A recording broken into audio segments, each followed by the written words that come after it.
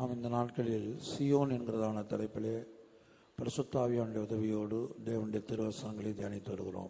These days we are meditating the holy words of God with the help of the Holy Ghost under the title Zion.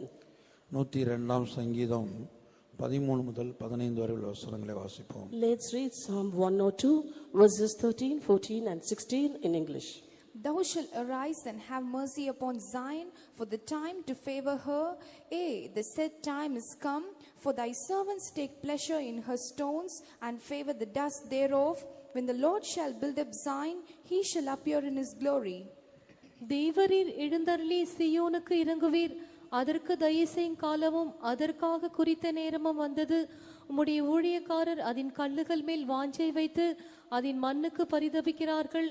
கர்த்தர் சீயோனை கட்டி தமது மகிமையில் வெளிப்படுவார்.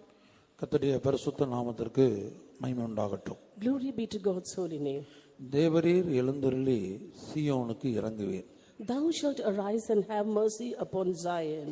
அதற்கு தயை செய்யும் காலமும் அதற்காக குறித்த நேரமும் வந்தது. For the time to favor her, the set time is come.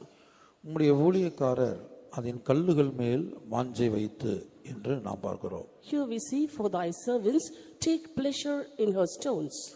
ஊழியக்காரர்கள் வாஞ்சை வைக்க வேண்டிய இந்த கல்லுகள் எதை காட்டுகிறது? What do these stones upon which the servants take pleasure show? யோவான் தரிசனத்திலே கண்ட அந்த புதிய எருசலேமின் நகரத்தின் மதிலுக்கு 12 அஸ்திவாரங்கள் காணப்பட்டது. Apostle John in his vision saw the city of New Jerusalem, and the wall had foundations with 12 stones. ஒவ்வொரு அஸ்திவாரக்கல்லும் ஒவ்வொரு விதமான விலையேற பெற்ற கல்லாக காணப்பட்டது. Every foundation stone was a precious stone. முதலாவது கல் வச்சிரக்கல் என்று பார்த்தோம். We saw that the first stone was jasper.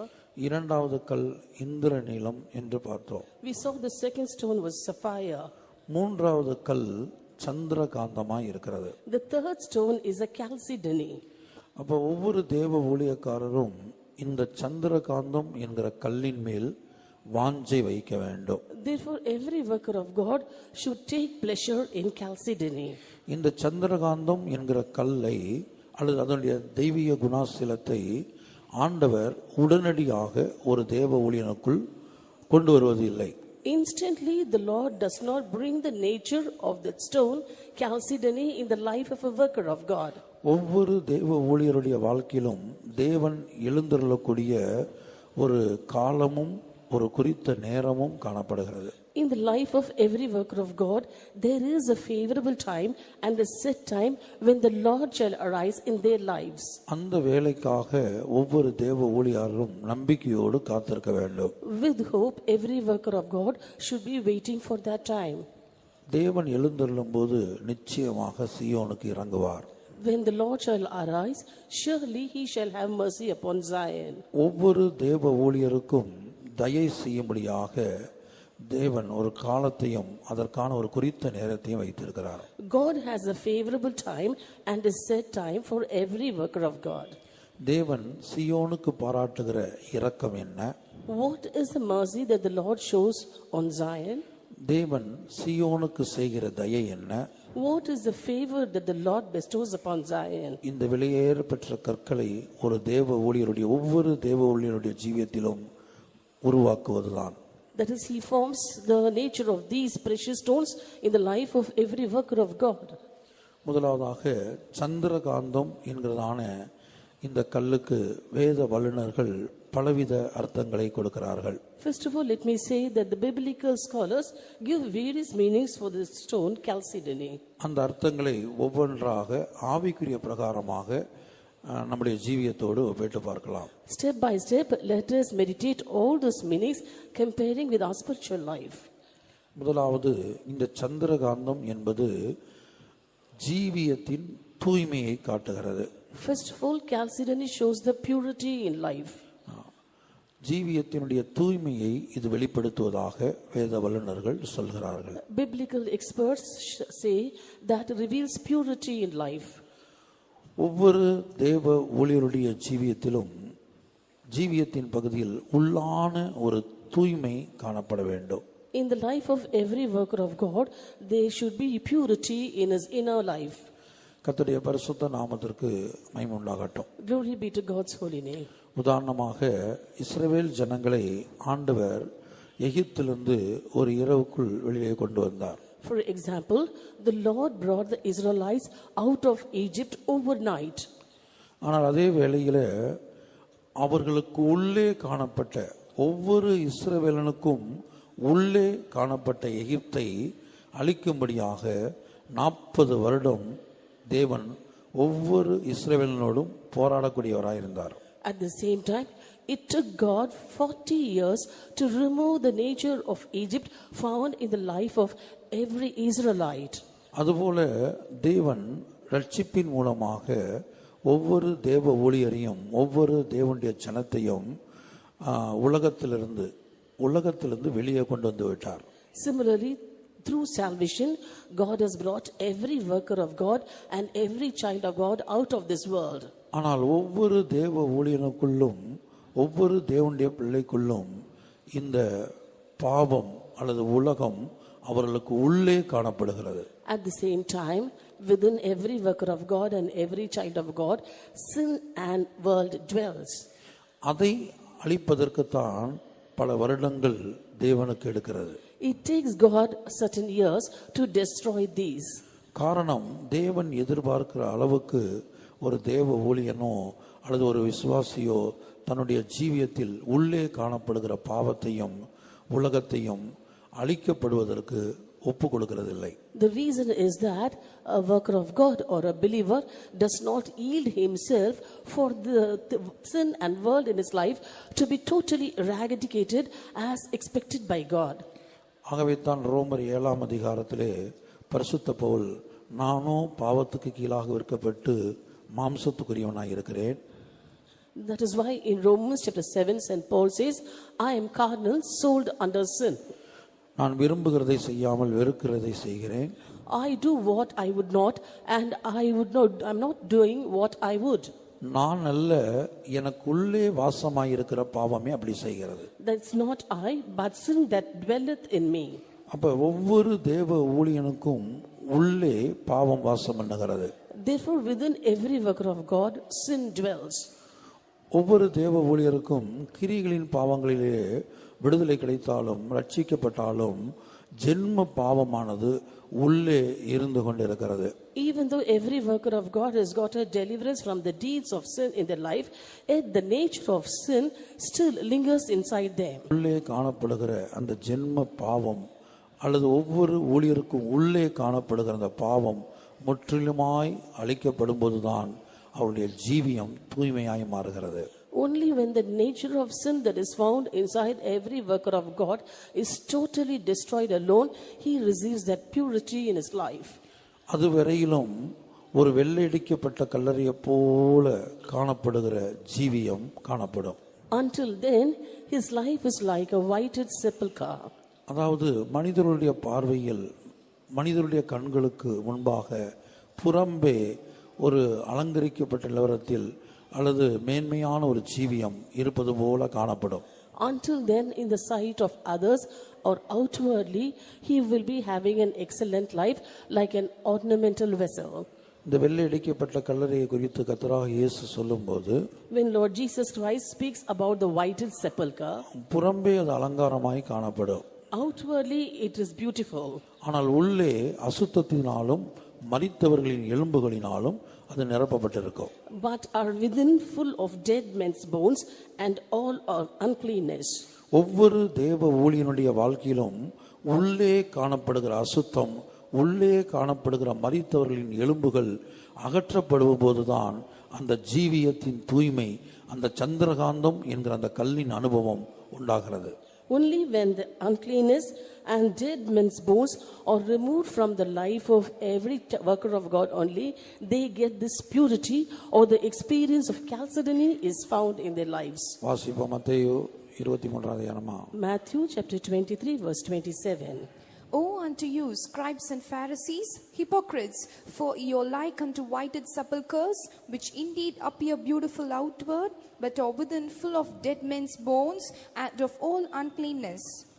மாயக்காரராகிய வேதபாரகரே பரிசேயரே உங்களுக்கு ஐயோ, வெள்ளையடிக்கப்பட்ட கல்லறைக்கு ஒப்பாயிருக்கிறீர்கள். அவைகள் புறம்பே அலங்காரமாய் காணப்படும், உள்ளையோ மரித்தவர்களின் எலும்புகளினாலும் சகல அசுத்தத்தினாலும் நிறைந்திருக்கும். கர்த்தருடைய பரிசுத்த நாமத்திற்கு மகிமை உண்டாகட்டும். Glory be to God's holy name. ஒவ்வொரு தேவ ஊழியரும் தங்களுடைய ஜீவியத்தின் உள்ளான நிலவரத்தை நிதானித்து பார்க்க வேண்டியது அவசியமாயிருக்கிறது. It is necessary that every worker of God introspects his inner life.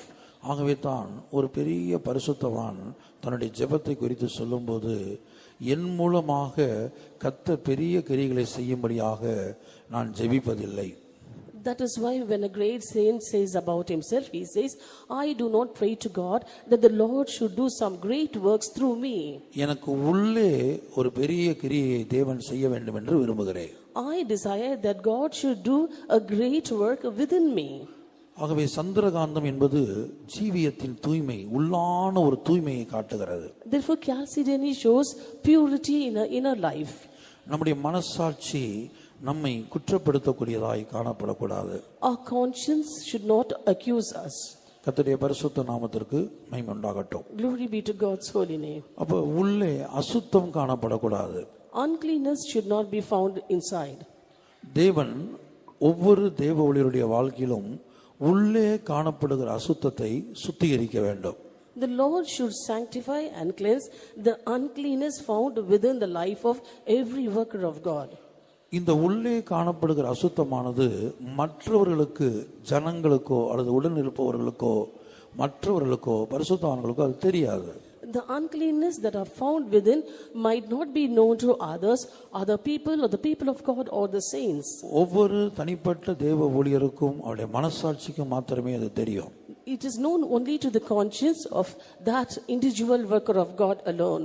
ஆகவே உள்ளான ஜீவியத்திலே காணப்படுகிற அந்த அசுத்தம் அகற்றப்படும்படியாக, ஜீவியத்திலே உள்ளான ஜீவியத்திலே தூய்மை உண்டாகும்படியாக அதிகமாய் ஜெபிக்க வேண்டியது, விழித்திருக்க வேண்டியது, கண்ணீர் விட்டு கதற வேண்டியது அவசியமாயிருக்கிறது. Therefore it is essential that we have to stay awake and pray.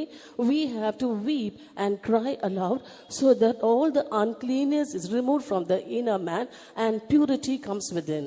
இயேசுவின் இரத்தத்தினால், அவருடைய வல்லமையுள்ள வசனத்தினால், அபிஷேகத்தினால் இந்த உள்ளான அசுத்தங்கள் சுத்திகரிக்கப்பட்டு, கழுவி சுத்திகரிக்கப்பட்டு அகற்றப்படுகிறது. By the blood of Jesus, by his precious word and by the Holy Ghost, the uncleanness in the inside is being cleansed and sanctified. இரண்டாவது, மரித்தவரின் எலும்புகள் உள்ளே காணப்படும்போது ஜீவியத்தின் தூய்மை இருக்காது.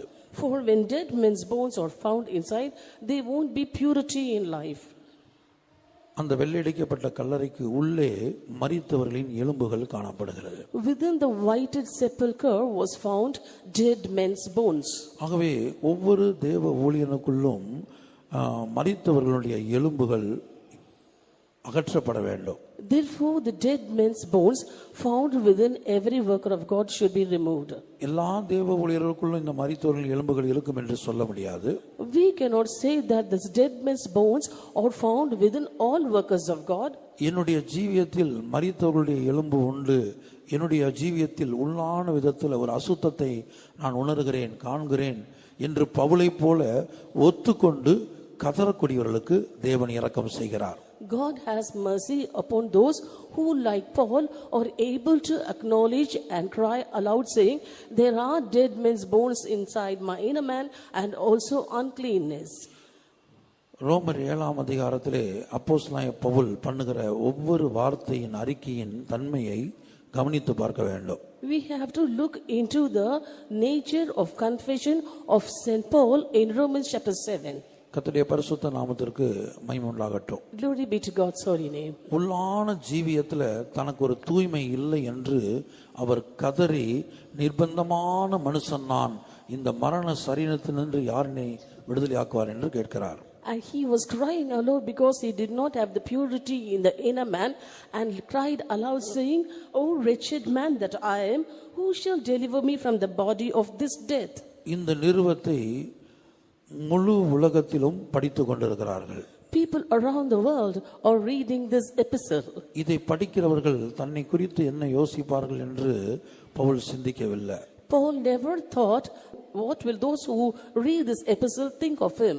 தன்னுடைய உண்மையான நிலவரத்தை அவர் அறிக்கையிடுகிறார். He was confessing his true state. Pavul சீயோனாய் இருக்கிறார். Paul is Zion. ஆகவே தான் அந்த சந்திரகாந்தம் என்கிற ஜீவியத்தின் தூய்மையாகிய கல்லின் மேல் வாஞ்சை வைத்து அவர் பரிதவிப்பதை, கதறுவதை, புலம்புவதை ரோமர் 7 அதிகாரத்தில் பார்க்கிறோம். That's why in Romans chapter 7 we see that he had a desire and pleasure over that chalcedony, that is, he wanted purity in his inner man. The reason why he was confessing, praying and crying aloud. இரண்டாவதாக அந்த வெள்ளையடிக்கப்பட்ட கல்லறைக்குள்ளே மரித்தவரின் எலும்புகள் காணப்படுகிறது. Second, within the whited sepulchre were found dead men's bones. இந்த மரித்தவரின் எலும்பு என்று சொல்லும்போது, When we say of dead men's bones, எலும்புகள் உபதேசத்தையும், bones show doctrines, மரித்தவர்களின் எலும்பு என்பது பின்மாற்றக்காரர்களுடைய உபதேசத்தை காட்டுகிறது. and dead men's bones show the doctrines of backsliders. ஒரு தேவ ஊழியனுக்குள்ளே பின்மாற்றம் உண்டாகும் போது அதற்கேற்றதான வார்த்தைகள், உபதேசங்கள் வெளிப்படக்கூடியதாக இருக்கும். When backsliding sets in a worker of God, his doctrines and his words will be according to his life. உதாரணமாக, நான் எப்படி இயேசுவை போல மாற முடியும்? For example, how can I become like Jesus? என்னால் எப்படி சீயோனாய் மாற முடியும்? How can I become Zion? அல்லது யார் சீயோனை போல் இருக்கிறார்கள்? Or who is like Zion? யார் இயேசுவை போல ஜீவிக்கிறார்கள்? Who is living like Jesus? இப்படிப்பட்டதான எலும்புகள், இப்படிப்பட்டதான வார்த்தைகள், உபதேசங்கள், இதான் மரித்தோரின் எலும்புகள் என்று சொல்வது. Such words and doctrines are called dead men's bones. இயேசுவை போல மாறுவது இந்த பூமியில, பாவம் நிறைந்த இந்த உலகத்துல சாத்தியமில்லாத ஒரு காரியம். In this world filled with sin, it is impossible to live like Jesus. இப்படி பின்மாற்றத்துக்குரியதான வார்த்தைகளை பேசிக்கொண்டிருப்பது.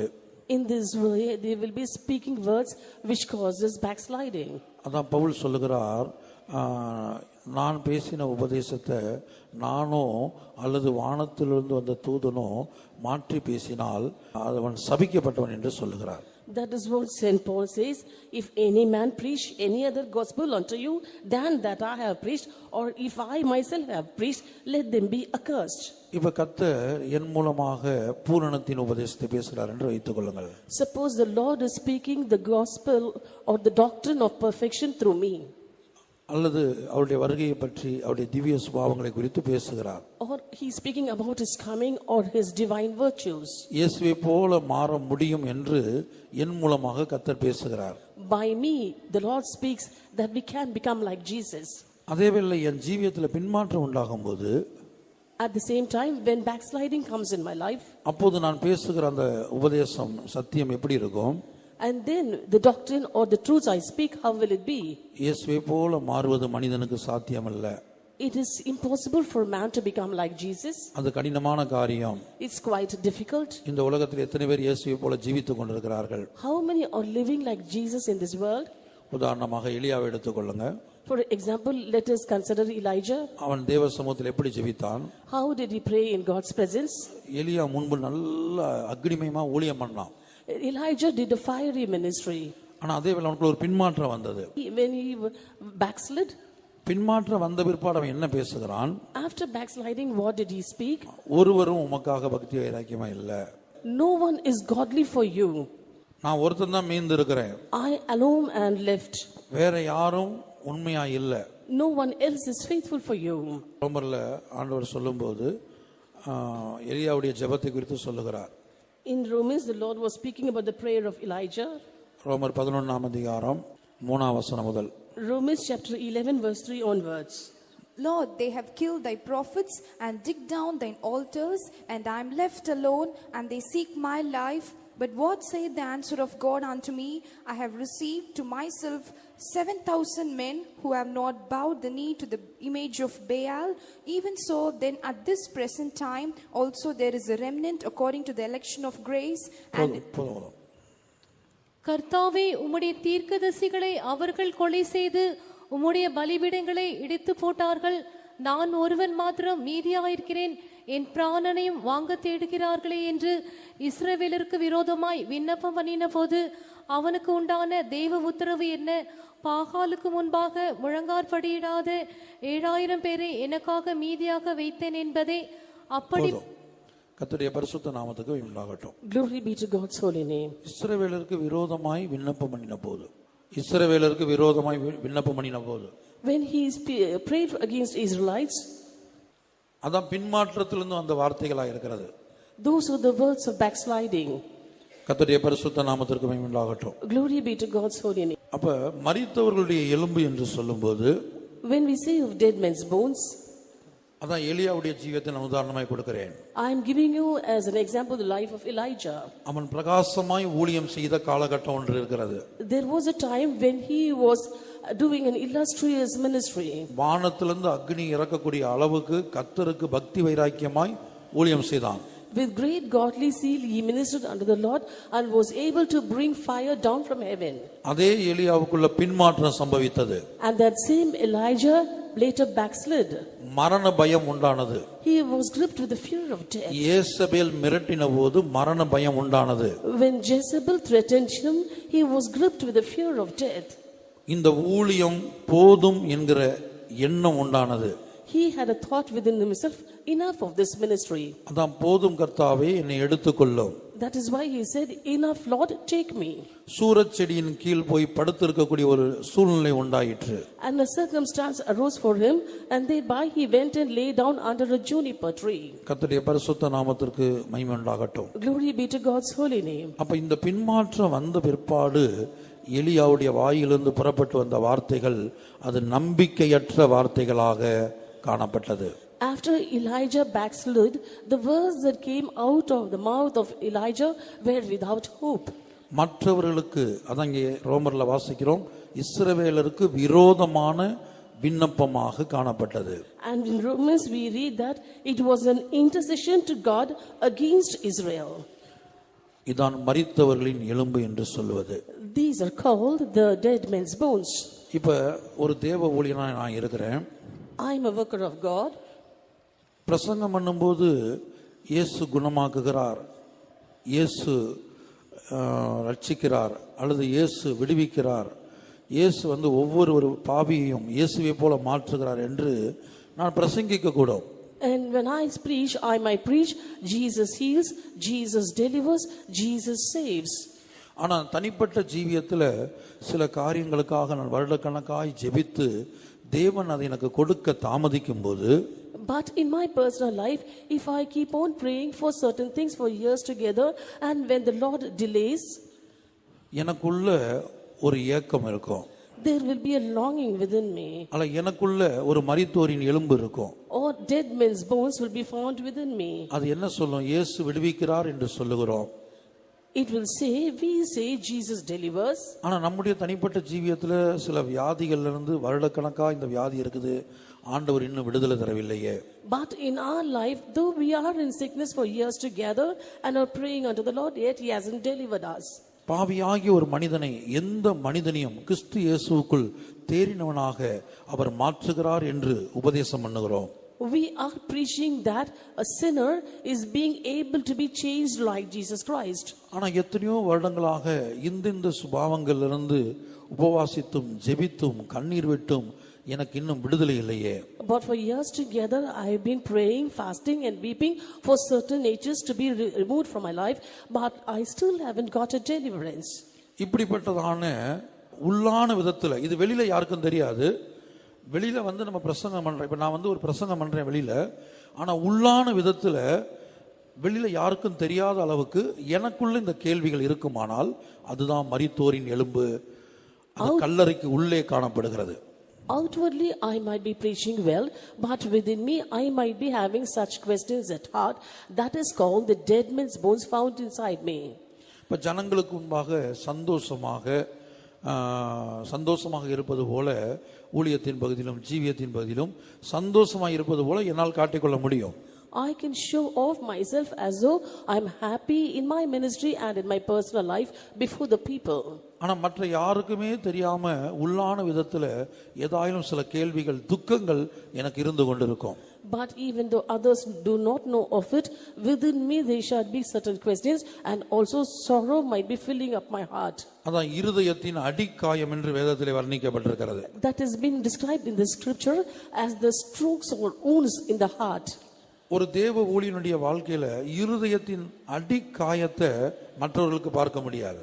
And the strokes of wound inside the heart of a worker of God cannot be seen by others. ஜனங்களுக்கு அவங்க கடந்து போகிற பிரச்சனையில் ஆண்டவர் உதவி செய்வார், ஆண்டவர் காப்பாற்றுவார், ஆண்டவர் ஜெயத்தை கொடுப்பார் என்று சொல்லி இப்படி ஆறுதலின் வார்த்தைகளை சொல்லி ஜெபித்தாலும், even though we give words of comfort unto the people saying the Lord will take care, the Lord will deliver you, the Lord will heal you, and pray for them, தனிப்பட்ட விதத்துல உள்ளான விதத்துல ஒரு கேள்வியை பிசாசு கொண்டு வருவான். உன் ஜீவியத்துல இத்தனை வருடமாக இதை கேட்டு கொண்டிருக்கிறாயே, இதற்காக ஜெபித்து கொண்டிருக்கிறாயே, இதை கர்த்தர் உனக்கு கொடுத்திருக்கிறாரா என்ற சந்தேகம் வரும்போது அது மரித்தோரின் எலும்பாக உள்ளே காணப்படும், வெளியில யாருக்கும் தெரியாது. But personally within you devil will bring certain questions in your life. When you have spoken so many things, have you received all those things from the Lord? Certainly till date you haven't received anything from God, and he will be bringing such things in your heart. That is backsliding. That is the dead men's bones found in your life. உலகத்தில் சில இடங்களிலே சொல்வார்கள், வெளியே சிரித்தும் உள்ளுக்குள் அழுது கொண்டிருக்கிறேன் என்று சொல்வார்கள். People in the world used to say, though I look smiling outside, I am weeping within. அதான் நடிப்பது. That is pretending. அதைத்தான் இயேசு சொல்றார், மாயக்காரன் என்று சொல்லுகிறார். Jesus calls them as hypocrites. உள்ளே இருப்பது ஒன்று, வெளிப்படுத்துவதோ வேறொன்று. Things within are something, and things that we show outside are different to that. அதான் வெள்ளை அடிக்கப்பட்ட கல்லறையின் நிலவரம். That is the state of the whited sepulchre. அந்த கல்லறையை புறம்பே பார்க்கும்போது அது அலங்காரமாக நல்ல ஷைனிங்காக காணப்படும். Outwardly those sepulchres are beautiful and shining. ஆனா உள்ள தோண்டி தோண்டி தோண்டி உள்ள ஆழத்துல போய் பார்த்தோம்னு சொன்னால் அங்க அசுத்தமும் மரித்தவர்களின் எலும்புகளும் காணப்படும். But if we keep on digging deep inside and find out, we can see uncleanness and dead men's bones.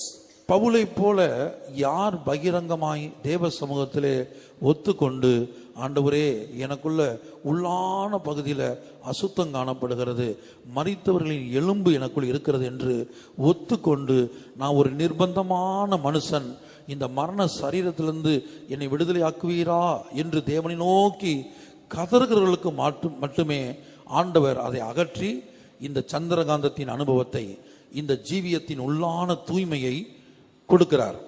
Those who openly acknowledge their state, like St. Paul, and cry aloud, saying that he is a wretched man, and who shall deliver him from this body of sin alone, the Lord graciously removes the dead men's bones and uncleanness from their lives and gives them the experience of chalcedony. இப்ப கேயாசியை போன்று இப்ப என்னுடைய ஜீவியம் காணப்படுமானால், if my life is found like that of Gehazi, இப்ப கேயாசிக்கு உள்ளான விதத்துல அவன் ஒரு ஊழியனுக்கு உடன் ஊழியனாய் இருந்தாலும் அவனுக்குள்ள உலக பொருள்கள் மேல, வஸ்திரங்கள் மேல, பணத்தின் மேல, தோப்புகள் மேல, இவை எல்லாவற்றின் மேலும் ஒரு வாஞ்சை, ஒரு ஆசை இருந்தது. Though Gehazi was a co-worker of God, within he had a desire towards worldly things like oliveyards, vineyards, and also he was covetous. அவனுக்கு உண்டான அந்த ஆசைய வாஞ்சைய தீர்க்கதரிசி எலிசா சொல்வதை நாம் பார்க்கிறோம். We see the desire that he had by the words of the prophet Elisha. வாசிங்க அந்த வசனத்தை. ஒலிவத்தோப்புகளையும் 2 Kings chapter 5 verse 26. And he said unto him, went not mine heart with thee when the man turned again from his chariot to meet thee?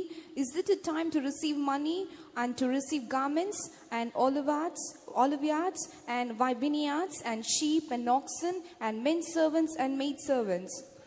அப்பொழுது அவன் இவனை பார்த்து, அந்த மனுஷன் உனக்கு எதிர்கொண்டு வர தன் ரதத்திலிருந்து இறங்கி திரும்புகிற போது என் மனம் உன்னுடன் கூட செல்லவில்லையா? பணத்தை வாங்குகிறதற்கும் வஸ்திரங்களையும் ஒலிவ தோப்புகளையும் திராட்சை தோட்டங்களையும் ஆடு மாடுகளையும் வேலைக்காரரையும் வேலைக்காரிகளையும் வாங்குகிறதற்கு இது காலமா? கர்த்தருடைய பரிசுத்த நாமத்திற்கு மகிமை உண்டாகட்டும். Glory be to God's holy name. அப்ப இங்கே நாம் பார்க்கும்போது இவனுக்கு உள்ளே காணப்பட்ட அந்த ஆசையை, உள்ளே காணப்பட்ட ஒரு பெரிய இச்சையை இங்கே எலிசா வெளிப்படுத்துவதை நாம் பார்க்கிறோம். Here we see that within Gehazi he had a great love and covetousness, and prophet Elisha was making it known outside. இதான் உள்ளே காணப்படுகிற அசுத்தம். This is the uncleanness found within. இதுதான் உள்ளே காணப்படுகிற மரித்தோரின் எலும்புகள். These are the dead men's bones which are found within. பின்மாற்றம் சம்பவித்து விட்டது. He was backsliding. இப்போது உலக பிரகாரமான காரியங்களை, ஸ்தானம், பட்டம், பதவி, இந்த பணம், பொருள், இதன் மேல் உன்னுடைய நாட்டம் போய்விட்டது. Now his interest or desire went towards worldly things like money, power, fame, position and possessions. ஆனா கேட்கும்போது ஒத்துக்கொள்ளவில்லை. But when he was questioned, he did not accept it. என்னுடைய உள்ளான நிலவரம் இப்படித்தான் இருக்கிறது என்று ஒத்துக்கொண்டு கதறவில்லை. He did not accept that his inner state was like that and did not cry for that. அவன் சொல்றான் எலிசா கிட்ட, உம்முடைய அடியான் எங்கும் போகவில்லை. And he said unto Elisha, thy servant went no whither. அப்ப தன்னுடைய உண்மையான நிலவரத்தை வெளிப்படுத்த, ஒத்துக்கொள்ள, அறிக்கையிட மனமில்லை. He did not have a mind to totally acknowledge and confess his inner state. உள்ள இவ்வளவு இருக்குது. He has so many things within. இது ஒவ்வொன்றுக்கும் ஒரு ஆவிக்குரிய அர்த்தம் இருக்குது. Each one has a spiritual interpretation. பணத்தின் மேல ஆசை, Love of money, வஸ்திரத்தின் மேல ஆசை, love over garments, ஒலிவ தோப்புகள் மேல ஆசை, and love towards olive yards, திராட்சை தோட்டங்கள் மேல ஆசை, love towards vineyards, ஆடு மாடுகள் மேல ஆசை, and love towards sheep and oxen, வேலைக்காரன் வேலைக்காரிகளை வைத்து ஜீவிக்கணும்னு ஆசை. and also had a desire to have men servants and maid servants. இப்ப வேலைக்காரன் வேலைக்காரி நிறைய இருக்கணும்னா அப்ப உயர்ந்த மனிதனாக உயர்ந்த ஸ்தானத்தில் இருக்கணும். Suppose he wants so many men servants and maid servants, that means he wanted to be in a very high position. இதான் உள்ளே காணப்பட்ட அசுத்தம். This is the uncleanness found within. இப்ப இந்த பொருள்கள் மேலெல்லாம் அந்த ஊழியனுக்கு வந்த ஆசை தான் உள்ளே காணப்பட்ட அசுத்தம். The desire that that worker had towards these items is the uncleanness that was found within him. ஒரு ஊழியக்காரன் தன்னுடைய தரிசனத்தை இழந்து இந்த பொருள்கள் மேல் இவனுக்கு வந்த ஆசைதான் இவனுடைய பின்மாற்றமாகிய மரித்தோரின் எலும்பை வெளிப்படுத்துகிறது. Therefore, when a worker of God loses his vision and has a desire or interest towards these items, then that is the dead man's bones within his life. பின்மாற்றம் வந்து விட்டதான் மரித்தோரின் அனுபவம். He's gone backsliding in his life. That is the experience of dead men. அப்ப இவனிடத்துல இந்த எலும்பு பேசுகிறது, மரித்தோரின் எலும்பு. Then those dead men's bones will speak to him. பின்மாற்றம் அவனுக்கு ஒரு உபதேசத்தை கொடுக்குது. Backsliding gives a doctrine. பணம் இல்லாமல் ஜீவிக்க முடியாது. No one can live without money. ஒலிவ தோப்புகள் இல்லாமல் ஜீவிக்க முடியாது. Cannot live without olive yards. வஸ்திரங்கள் இல்லாமல் ஜீவிக்க முடியாது. Cannot live without garments. ஆடு மாடுகள் இல்லாமல் இந்த உலகத்துல ஜீவிக்க முடியாது. Cannot live in this world without sheep and oxen. வேலைக்காரன் வேலைக்காரிகள் இல்லாமல் ஜீவிக்க முடியாது. Cannot live without men servants and maid servants. கர்த்தருடைய பரிசுத்த நாமத்திற்கு மகிமை உண்டாகட்டும். Glory be to God's holy இப்போ name. இங்க ஆடு மாடுகள்ங்கறத நமக்கு என்ன செய்யலாம், வாகனங்கள்னு போட்டுக்கலாம். And instead of sheep and oxen, now in these days we can put vehicles here. இந்த உலக பிரகாரமான தேவைகள் இல்லாமல் ஜீவிக்க முடியாது. We cannot live without all the worldly needs. என்று இவனிடத்துல அந்த உபதேசம், அந்த பின்மாற்றத்தின் உபதேசம் பேச போய் தான் இவன் என்ன செய்தான், நாகாமான இடத்துல தேடி போய் பொய் சொல்லி இதையெல்லாம் வாங்குகிறான். In this way, the backsliding doctrine started to speak to him. That was why he went behind Naaman and brought all those things to his house. இவையெல்லாம் செய்த பிற்பாடும் கூட தனக்கு உள்ளே இந்த அசுத்தமும் இந்த மரித்தோரின் எலும்புகளும் வந்து விட்டதை அவன் அறிக்கையிடவோ ஒத்துக்கொள்ளவோ அவனுக்கு மனமில்லை. After doing all these things also, he did not have a heart and a mind to acknowledge and confess that uncleanness and dead men's bones have come in his life. வாசிங்க 25ஆம் வசனம். Verse 25. But he went in and stood before his master, and Elisha said unto him, Whence comest thou, Gehazi? And he said, Thy servant went no whither. பின்பு அவன் உள்ளே போய் தன் எஜமானுக்கு முன்பாக நின்றான். கேயாசி, எங்கே இருந்து வந்தாய் என்று எலிசா அவனை கேட்டதற்கு அவன், உமது அடியான் எங்கும் போகவில்லை என்றான். எங்கும் போகவில்லை என்று அவன் சொன்னது எதை காட்டுகிறது என்று சொன்னா, தனக்குள்ள இருக்கிற அசுத்தத்தையும் தனக்குள்ள ஒரு மரித்தோரின் எலும்பு வந்து விட்டதையும் அவன் ஒத்துக்கொள்ள மனமற்றவனாய், அறிக்கையிட மனமற்றவனாய் காணப்பட்டான். And Gehazi said, thy servant went no whither. That means he did not have a mind and heart to acknowledge and confess that uncleanness and dead men's bones had come into his life. கர்த்தருடைய பரிசுத்த நாமத்துக்கு உண்டாகட்டும். Glory be to God's holy name. அதனால் அவனுக்கு சம்பவித்த முடிவை நாம் பார்க்கிறோம். We see of the end that he had to face because of that. நாகமானுடைய குஷ்டரோகம் அவனுக்கும் அவனுடைய சந்ததிக்கும் வந்தது. And the leprosy of Naaman clave unto him and to his seed forever. தேவனுடைய இரக்கம் அவனுக்கு இல்லாமல் போய்விட்டது. He did not receive the mercies of God. கர்த்தருடைய பரிசுத்த நாமத்திற்கு மகிமை உண்டாகட்டும். Glory be to God's holy name. ஆகவே சந்திரகாந்தம் என்கிற கல்லின் மேல் ஒவ்வொரு தேவ ஊழியரும் வாஞ்சை வைக்க வேண்டும். Therefore every worker of God should take pleasure in Chalcedony. அதாவது ஜீவியத்தின் உள்ளான தூய்மைக்காக ஆண்டவரே, உள்ளான விதத்திலே காணப்படுகிற அசுத்தம், மரித்தோரின் எலும்புகள் முற்றிலுமாக அகற்றப்பட வேண்டும். ஜீவியத்தின் உள்ளான ஒரு தூய்மையை நான் வாஞ்சிக்கிறேன் என்று சொல்லி நாம் வாஞ்சிக்கிற வாஞ்சைய சியோனில் இருக்கிற கர்த்தர் பார்க்க வேண்டும். And we should have a desire and longing, saying unto the Lord, Lord, you must remove all the uncleanness and dead men's bones from my life, and I need purity in a man. And this longing must be seen by the Lord in heaven. Pavul கதறினது போல, பவுல் அறிக்கையிட்டது போல, ரோமர் 7 அதிகாரத்தில் அறிக்கையிட்டது போல வெட்கப்படாமல் தேவ சமூகத்தில் அறிக்கையிட்டு ஜெபிக்க வேண்டும். As St. Paul had confessed without feeling shy, which is written in Romans chapter 7, we too should pray without feeling shy. இந்த வாஞ்சையை தேவன் பார்த்து கொண்டே இருக்கும்போது ஒரு நாள் தேவன் எழுந்தருளுவார். In this way, when the Lord keeps on looking at our desire, one day the Lord shall surely arise. இந்த ஜீவியத்தின் தூய்மை என்கிற சந்திரகாந்தத்தை, அந்த கல்லை வாஞ்சிக்கிற அந்த ஊழியக்காரனுடைய வாழ்க்கையில் தேவன் அந்த சீயோனுக்கு இறங்குவார். And that worker of God which has got a desire towards purity, or that Chalcedony, surely the Lord will one day rise up from Zion and have mercy on him. அதற்கு தயை செய்யும் காலமும் அதற்காக குறித்த நேரமும் வரும்போது நிச்சயமாக இந்த சுபாவத்தை ஒவ்வொரு தேவ ஊழியருக்குள்ளும் வாஞ்சிக்கிற, இந்த கல்லின் மேல் வாஞ்சை வைத்த ஒவ்வொரு தேவ ஊழியருடைய வாழ்க்கையிலும் நிச்சயமாய் கொடுப்பார். When the favorable time and the set time is come, certainly he will give it in the life of every servant of God who takes pleasure in Chalcedony. ஒருவேளை அது உடனடியாய் கிடைக்காது. Immediately we might not be receiving it.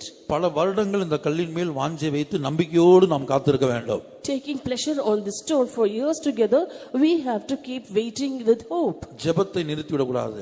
We should not stop prayers. துதிப்பதை நிறுத்திவிடக்கூடாது. We should not stop praising. தேவன் இந்த கல்லை தர தாமதிக்கும் போது, இந்த ஜீவியத்தின் தூய்மையை கொடுக்க தாமதிக்கும் போது நம்பிக்கை இழந்து ஜெபிப்பதையோ துதிப்பதையோ நிறுத்தக்கூடாது. When the Lord is not answering immediately, or when the purity in our life is getting delayed, we must not lose hope and should not stop praying and praising. அடுத்தபடியாக இந்த சந்திரகாந்தம் என்கிற வார்த்தைக்கு வேத வல்லுநர்கள் கொடுத்த இரண்டாவது அர்த்தம் என்னவென்றால், The second meaning given by the biblical scholars for Chalcedony is, தேவனுக்கு உண்மையாய் ஊழியம் செய்வது ரகசியமாக, secretly doing a faithful ministry unto the Lord. ஆண்டவருக்கு செய்கிற ஊழியம் உண்மையாக இருக்க வேண்டும், அதே வேளையில் அது ரகசியமாக இருக்க வேண்டும். The service or ministry that we do unto the Lord should be faithful, at the same time it should be secret or hidden. உதாரணமாக ஜெபிப்பது ஒரு ஊழியம். For example, praying is a ministry. இருக்கிற இடத்தில் இருந்து கொண்டே முழு உலகத்தில் உள்ள ஆத்துமாக்களுக்காக ஜெபிக்க முடியும். From the place we are, we can pray for the souls all over the world. அமெரிக்காவில் உள்ள ஆத்துமாக்களுடைய ரட்சிப்புக்காக, அமெரிக்காவில் உள்ள ஆத்துமாக்கள் இயேசுவை போல மாறுவதற்காக நான் அமெரிக்காவில் போய் தான் அவங்களுக்காக ஜெபிக்கணும்னு இல்லை, இருக்கிற இடத்துல இருந்து, இருக்கிற அந்த ரூமுக்குள்ளே இருந்து அமெரிக்காவில் உள்ள ஜனங்களுடைய ரட்சிப்புக்காகவும் அவங்களுடைய பூரணத்துக்காகவும் ஜெபித்து ஒரு ஊழியத்தை செய்ய முடியும். For the people in America, so that they might be saved, and for their souls and for their perfection, I needn't go to America directly, but from the place where I am staying and in my room, I can pray for them. கர்த்தருடைய பரிசுத்த நாமத்திற்கு மகிமை உண்டாகட்டும். Glory be to God's holy name. அதான் நாம் வேதத்தில் வாசிக்கிறோம், என்னை ஆவிக்குள் வனாந்தரத்துக்கு கொண்டு போனார். That is what in the scripture it is written, he led me to the wilderness in the spirit. அப்படி வசனம் இருக்குதா, என்னை ஆவிக்குள் வனாந்தரத்துக்கு கொண்டு போனார். He led me to the wilderness in the spirit. பரிசுத்த ஆவியானுடைய உதவியோடு நம்ம இருக்கிற இடத்திலிருந்து அந்த இடத்துக்கு போனதாக உணர்வது. And by the Holy Spirit, from the place where we are, we feel as though we have gone to that specific spot. இப்போ எசேக்கியேல் தீர்க்கதரிசிய எலும்புகள் நிறைந்த பள்ளத்தாக்குக்கு ஆவிக்குள்ளாக்கி கொண்டு போகிறார். And the Lord took prophet Ezekiel to the valley of bones in the spirit. அதுபோல ஒரு தேவ ஊழியன் இருக்கிற இடத்துல இருந்து ஜெபிக்கும் போது, ஆவிக்குள்ளாய் மாறும்போது, ஆவியானவர் அப்படியே லண்டனுக்கு கொண்டு வருவார் அல்லது அமெரிக்காவுக்கு கொண்டு வருவார். அங்குள்ள ஜனங்களுடைய நிலவரத்துக்காக பெருமூச்சோடும் ஊக்கமாக பாரத்தோடு கண்ணீரோடு ஜெபிக்கக்கூடிய ஒரு ஜெப ஆவியை தருவார். Therefore, a worker of God might be in his own place praying and getting filled in the Spirit. And in this way, when he gets in the Spirit, the Lord may take him either to America or to London. And he will be praying for those people with groanings and sighings and cryings unto the Lord. சில சந்தர்ப்பத்தில் என்னுடைய ஜீவியத்திலையும் பார்த்திருக்கிறேன், பல பரிசுத்தங்கள் சொல்லியும் கேட்டிருக்கிறேன். திடீரென்று படுத்திருக்கிற இரவு நேரங்களில் அந்த பரிசுத்தவான்களை ஊழியர்களை தட்டி எழுப்பி யாரோ முகந்தெரியாதவங்களுக்காக, முகந்தெரியாத தேசத்தில் உள்ளவங்களுக்காக சொல்லி ஆண்டவர் ஏவுதலை கொடுத்து ஜெபிக்க வைப்பார். In my life, I have experienced, and I have also heard many saints say, while we are asleep at night, at times we will be tapped and made to rise up by the Spirit of the Lord, and He will be showing us certain faces whom we haven't known earlier, and will make us to pray for them. நாம் அவர்களுக்கு ஜெபிப்பது, இப்போ லண்டனில் இருக்கவங்களுக்காக ஜெபிக்கிறோம், அமெரிக்காவில் இருக்கவங்களுக்காக ஜெபிக்கிறோம், ஆப்பிரிக்காவில் இருக்கவங்களுக்காக ஜெபிக்கிறோம். அது ஒரு ஊழியம். அது அவங்களுக்கு தெரியாது, ஆனால் கர்த்தருக்கு பிதாவுக்கு மாத்திரம் அது தெரியும். And when we pray for them, maybe in London or America and Africa, those concerned might not be knowing about it, but only God the Father will be knowing it. மத்தேயு 6 அதிகாரம் 5-6 வசனங்கள். Matthew chapter 6 verses 5 and 6. And when thou prayest, thou shalt not be as the hypocrites are, for they love to pray standing in the synagogues and in the corners of the streets, that they may be seen of men. Verily I say unto you, they have their reward. But thou, when thou prayest, enter into thy closet, and when thou hast shut thy door, pray to thy Father which is in secret, and thy Father which seeth in secret shall reward thee openly. அன்றியும் நீ ஜெபம் பண்ணும்போது மாயக்காரரை போல் இருக்க வேண்டாம், மனுஷர் காணும்படியாக அவர்கள் ஜெப ஆலயங்களிலும் வீதிகளில் சந்திகளிலும் நின்று ஜெபம் பண்ண விரும்புகிறார்கள். அவர்கள் தங்கள் பலனை அடைந்து தீர்ந்ததென்று மெய்யாகவே உங்களுக்கு சொல்லுகிறேன். நீயோ ஜெபம் பண்ணும்போது உன் அறை வீட்டுக்குள் பிரவேசித்து உன் கதவை பூட்டி அந்தரங்கத்தில் இருக்கிற உன் பிதாவை நோக்கி ஜெபம் பண்ணு. அப்பொழுது அந்தரங்கத்தில் பார்க்கிற உன் பிதா வெளியரங்கமாய் உனக்கு பலன் அளிப்பார். உதாரணமாக விசுவாசிகள் வியாதிப்படும் போதும், For example, when believers fall sick, உடன் ஊழியர்கள் வியாதிப்படும் போதும், when co-workers fall sick, வியாதிப்பட்டிருக்கவங்க ரூம்ல போய் உட்கார்ந்து அல்லது அவங்க ரூம்ல போய் முழங்கால் படிக்கிட்டு அவங்க கண்களுக்கு முன்பாக, அந்த குடும்பத்தாருடைய கண்களுக்கு முன்பாக 2 மணி நேரம் 3 மணி நேரம் அல்லது 5 மணி நேரம் 6 மணி நேரம் ஜெபிக்கிற ஒரு அனுபவம் இருக்குது.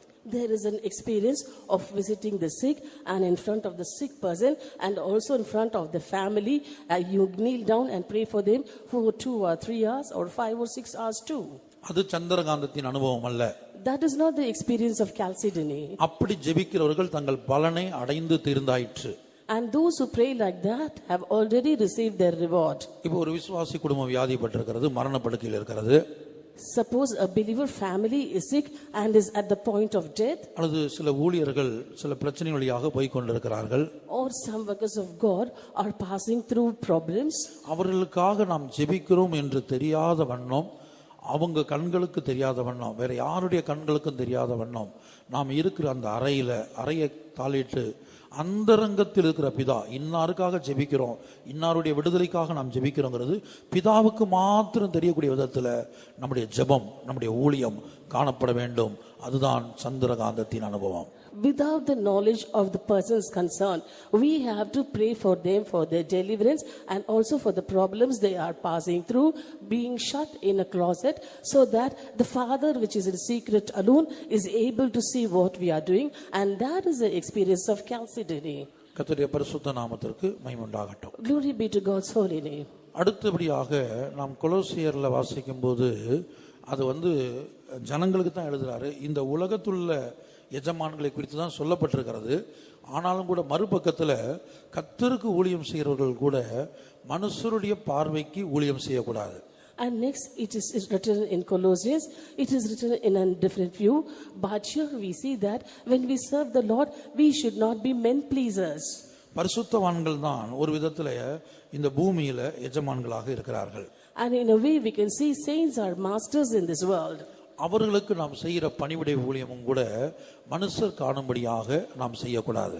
When we go to serve them too, it should not be as an eye service, as men pleasers. Colossians chapter 3 verse 22.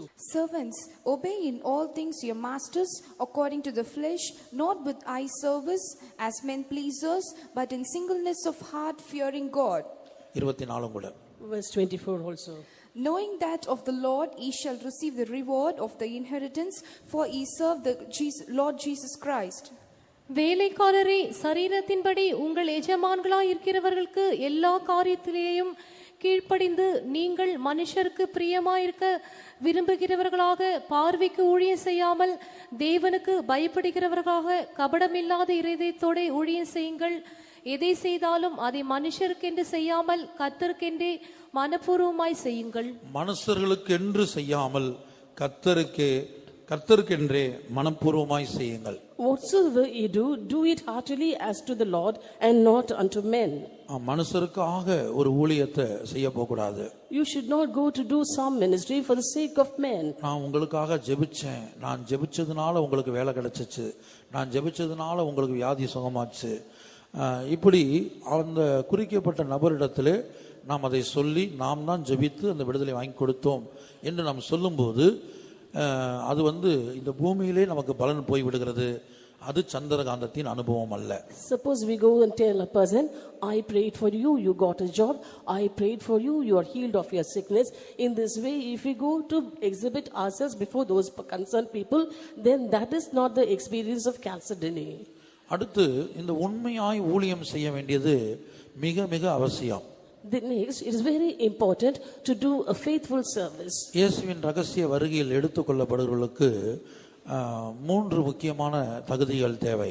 3 important eligibilities are required to be caught up in the secret coming of Lord Jesus. வெளிப்படுத்தல் 17:14 நாம் வாசிக்கும்போது, when we read in the book of Revelation chapter 17 verse 14, these shall make war with the Lamb, and the Lamb shall overcome them, for he is Lord of lords and King of kings, and they that are with him are called and chosen and faithful.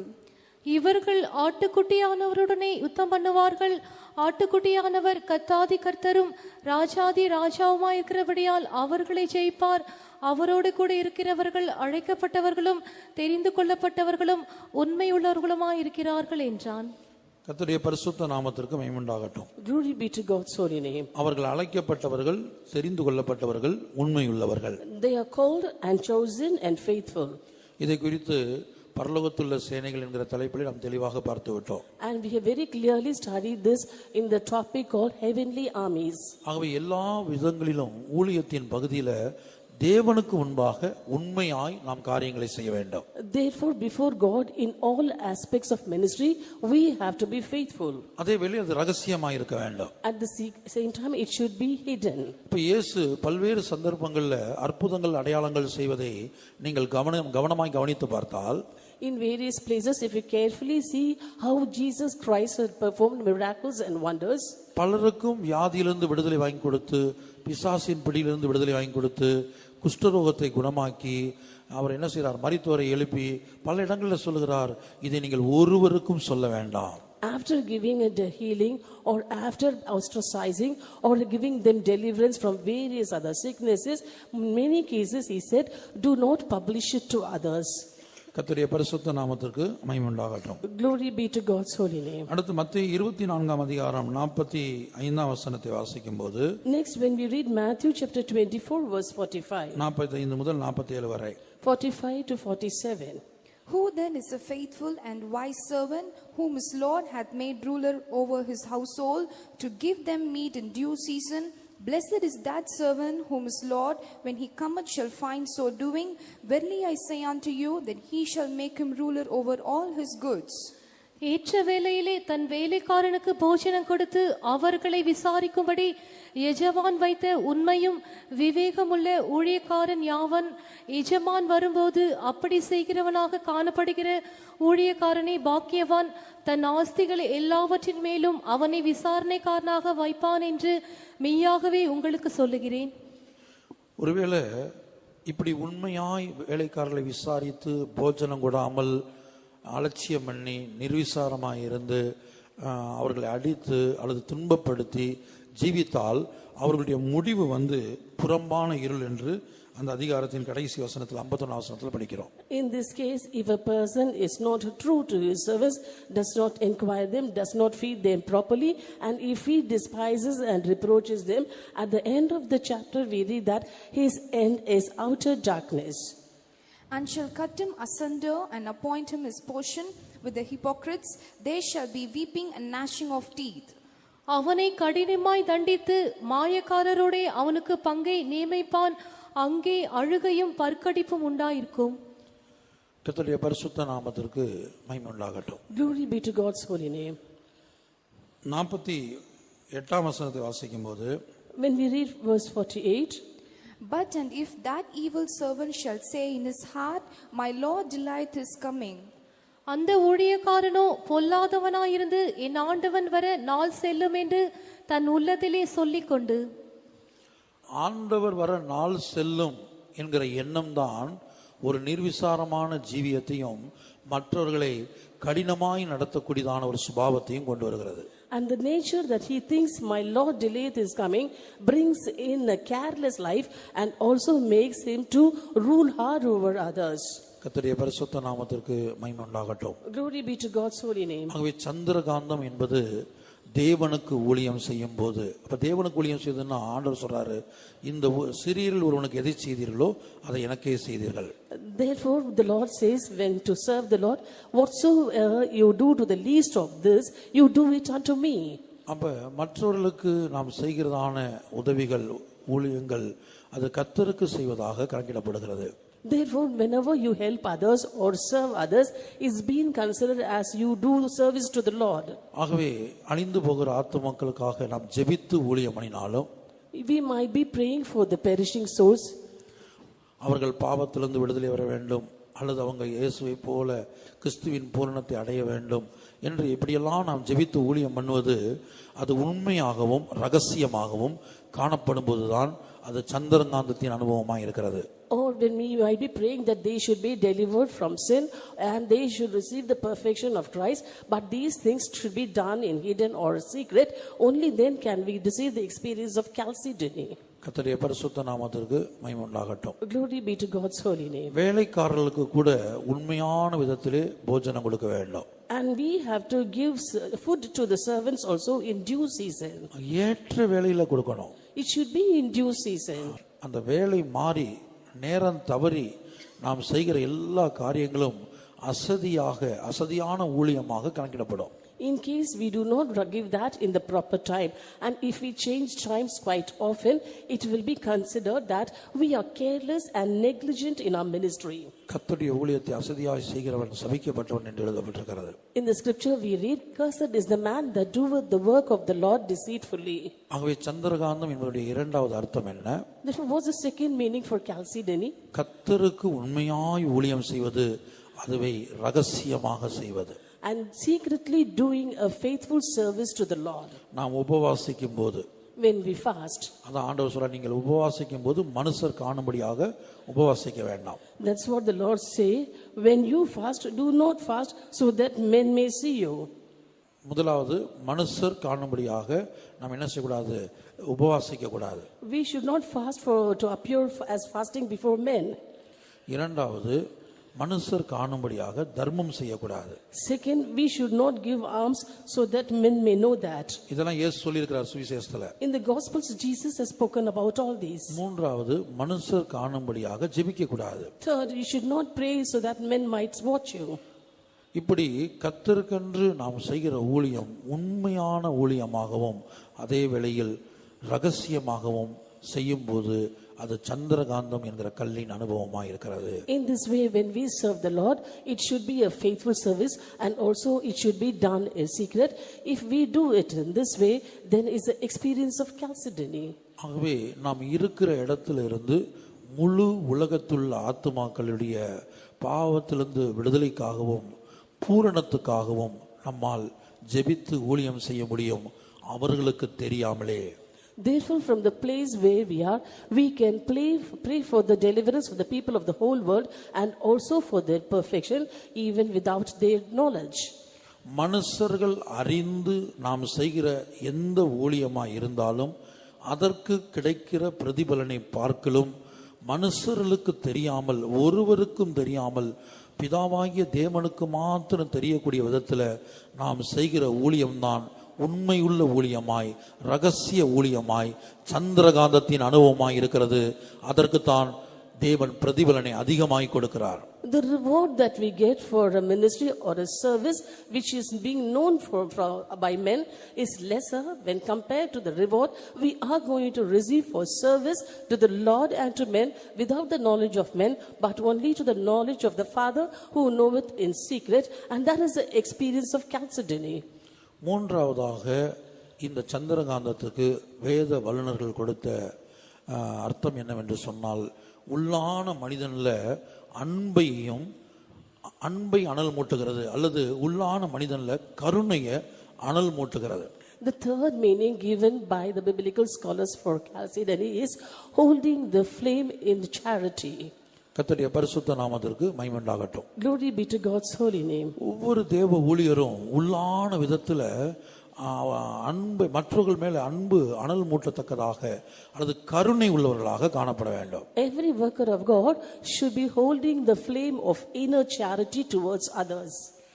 உதாரணமாக ஒரு விபச்சார ஸ்திரியை கையுமையுமாக பிடித்து கொண்டு வந்து இயேசுவுக்கு முன்பாக நிறுத்துகிறார்கள். For example, they caught an adulterous woman in the very act and brought her before Jesus. அந்த இடத்துல இயேசு ஒருவரை தவிர கடந்து வந்து நிற்கிற ஏராளமான ஜனங்க இருக்கிறாங்க, பெரியோர் முதல் சிறியோர் வரைக்கும். எல்லாருடைய மனதிலையும் அல்லது உள்ளத்திலையும் என்ன எரியுதுன்னா, அவளை கல்லெறிந்து கொள்ள வேண்டும், அவளை கல்லெறிந்து கொள்ள வேண்டும். A great multitude, both great and small, had gathered in that place along with Jesus, but except Jesus, the rest of them had a thought in their mind saying, somehow we have to stone her to death.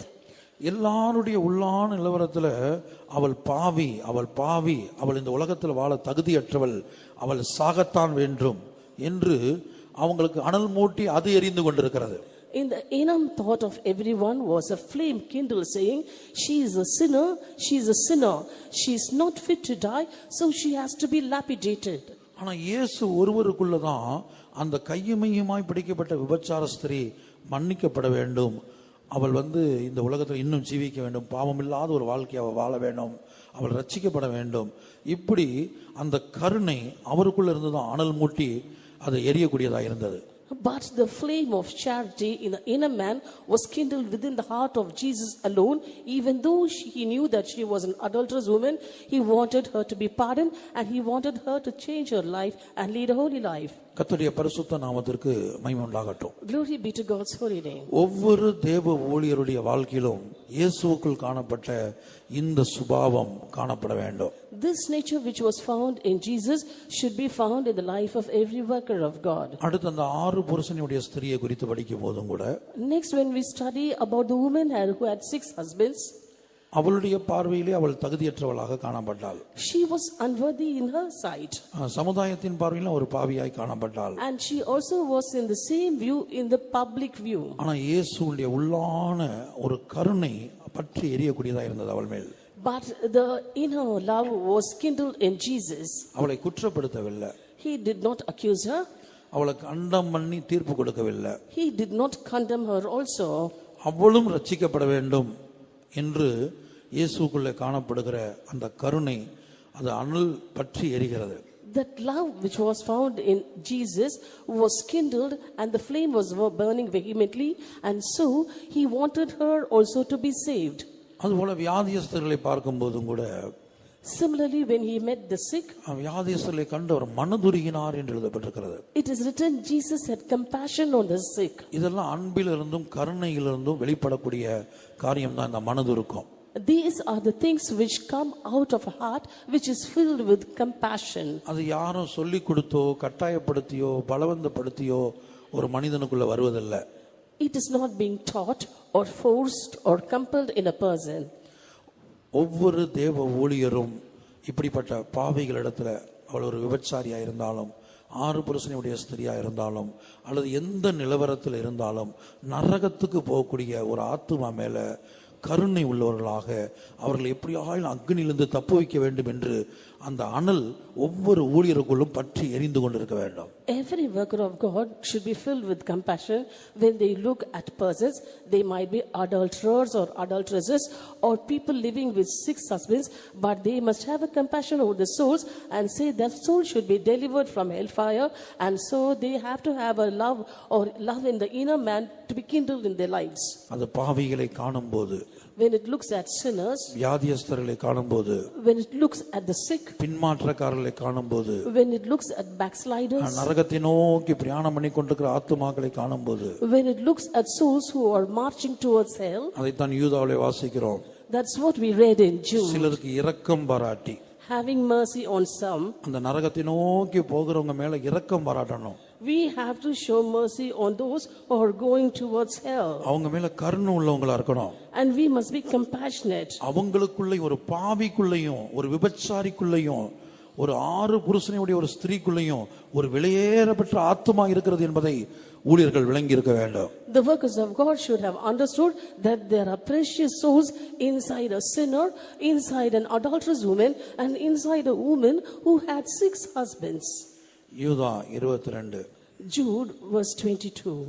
And if some have compassion, making a difference. அல்லாமலும் நீங்கள் பகுத்தறிவுள்ளவர்களாயிருந்து சிலருக்கு இரக்கம் பாராட்டி சிலரை அக்கினியிலிருந்து இழுத்துவிட்டு பயத்தோடு ரட்சித்து.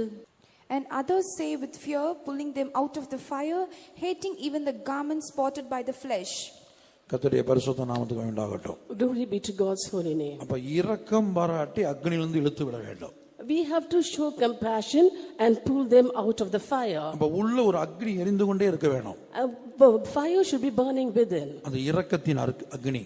That is a fire of charity, அன்பின் அக்னி, a fire of compassion, மனதுருக்கத்தின் Agni, a fire of mercy. இது பற்றி கொண்டே இருக்க வேண்டும். It should always be burning, vehement, compassionate. கர்த்தருடைய பரிசுத்த நாமத்துக்கு உண்டாகட்டும்.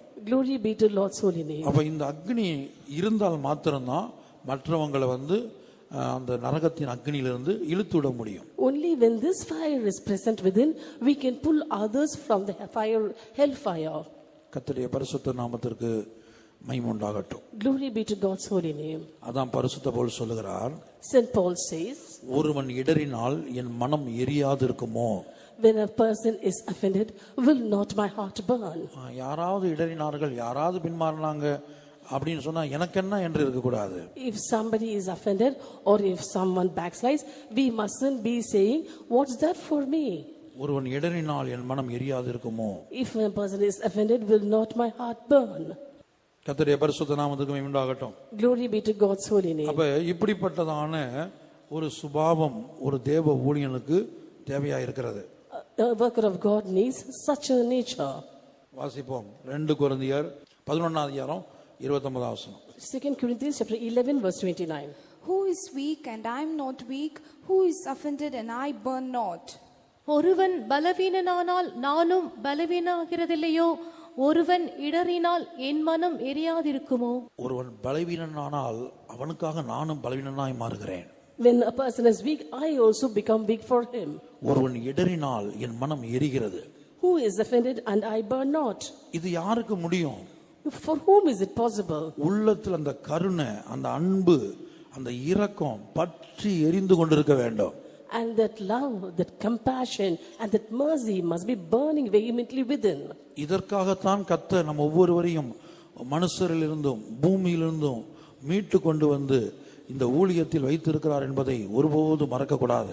Never ever should we forget that only for this cause that the Lord has redeemed us from the earth and from among men and brought us to this ministry. இப்படிப்பட்ட கருணையின் அக்கினி, இரக்கத்தின் அக்கினி, அன்பின் அக்கினி பற்றி எரிந்து கொண்டே இருக்க வேண்டும். In this way, the fire of compassion, fire of love and fire of mercy should always be burning vehemently. நான்காவதாக சந்திரகாந்தம் என்கிற வார்த்தைக்கு வேத வல்லுநர்கள் அதை எதுக்கு பயன்படுகிறது என்பதை இப்படி சொல்லுகிறார்கள். Fourth, biblical scholars give the reasons as to why and how chalcedony is being used. இப்ப உலகத்துல பேச்சாளர்கள், பொது மேடைகள்ல பேசக்கூடிய பேச்சாளர்கள் இருக்கிறார்கள். There are public speakers in this world. பிழைப்புக்காக பேசுகிறது தான் அவங்களுடைய தொழில். பிழைப்புக்காக பேசுறாங்க. And certain people are speakers for their living.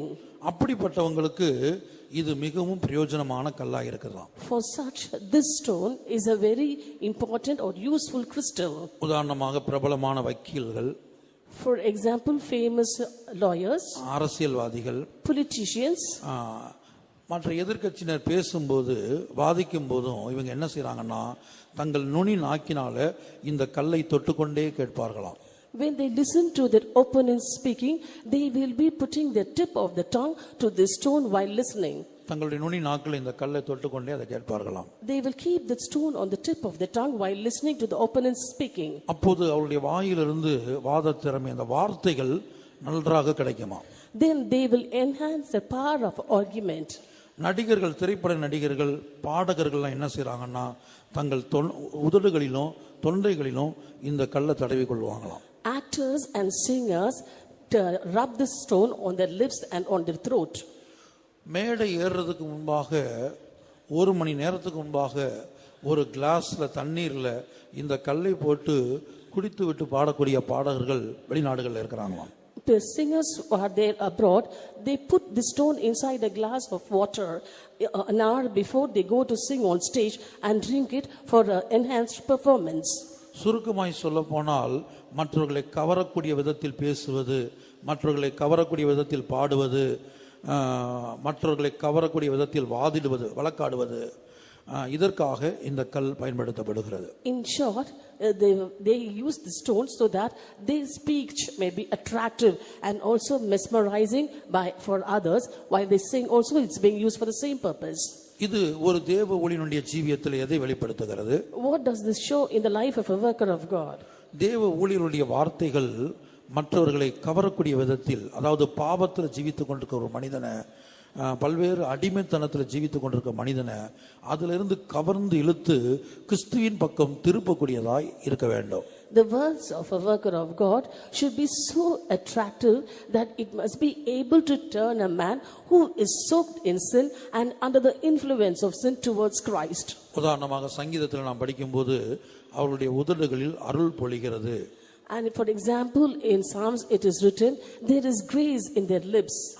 சங்கீதத்தில் வாசிக்கணும். We read so in Psalms. அடுத்து அவருடைய உதடுகளில் அருள் பொழிகிறது. There is mercy or grace in their lips. இரண்டாவது நாம் பார்க்கும்போது, இயேசுவின் வாயிலிருந்து வந்த கிருபையுள்ள வார்த்தைகளை கண்டு அவர்கள் ஆச்சரியப்பட்டார்கள் என்று எழுதப்பட்டிருக்கிறது. Second, it is written, by the gracious words that proceeded out of the mouth of Jesus, they were marveled. மூன்றாவது, ஏசாயா தீர்க்கதரிசன புத்தகத்தில் வாசிக்கும்போது, இளைப்படிந்தவனுக்கு சமயத்துக்கேற்ற வார்த்தை சொல்ல நான் அறியும்படிக்கு கர்த்தராகிய ஆண்டவர் எனக்கு கல்விமானின் நாவை தந்தருளினார். Next, in the prophetical book of Isaiah, the Lord says, the Lord hath given me the tongue of the learned, that I should know how to speak a word in season to him that is weary. நான்காவது, பவுல் சொல்லுகிறார், உங்கள் வசனம் கிருபை பொருந்தினதாயும் உப்பால் சாரமேறினதாயும் இருப்பதாக. And fourth, St. Paul says, let your words be gracious and seasoned with salt. ஐந்தாவது, யோபை குறித்து நாம் படிக்கும்போது, விழுகிறவர்களை அவர் தம்முடைய வார்த்தைகளால் நிற்க பண்ணினாராம். Next, in fifth, in Job we see it is written, his words helped the person who was falling.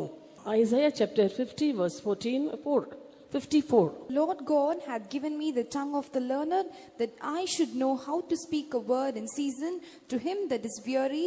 He wakeneth morning by morning, he wakeneth mine ear to hear as the learned. இளைப்படைந்தவனுக்கு சமயத்துக்கேற்ற வார்த்தை சொல்ல நான் அறியும்படிக்கு கர்த்தராகிய ஆண்டவர் எனக்கு கல்விமானின் நாவை தந்தருளினார். காலைதோறும் என்னை எழுப்புகிறார். கற்றுக்கொள்ளுகிறவர்கள் போல நான் கேட்கும்படி என் செவி கவனிக்க செய்கிறார். Colossians chapter 4 verse 6.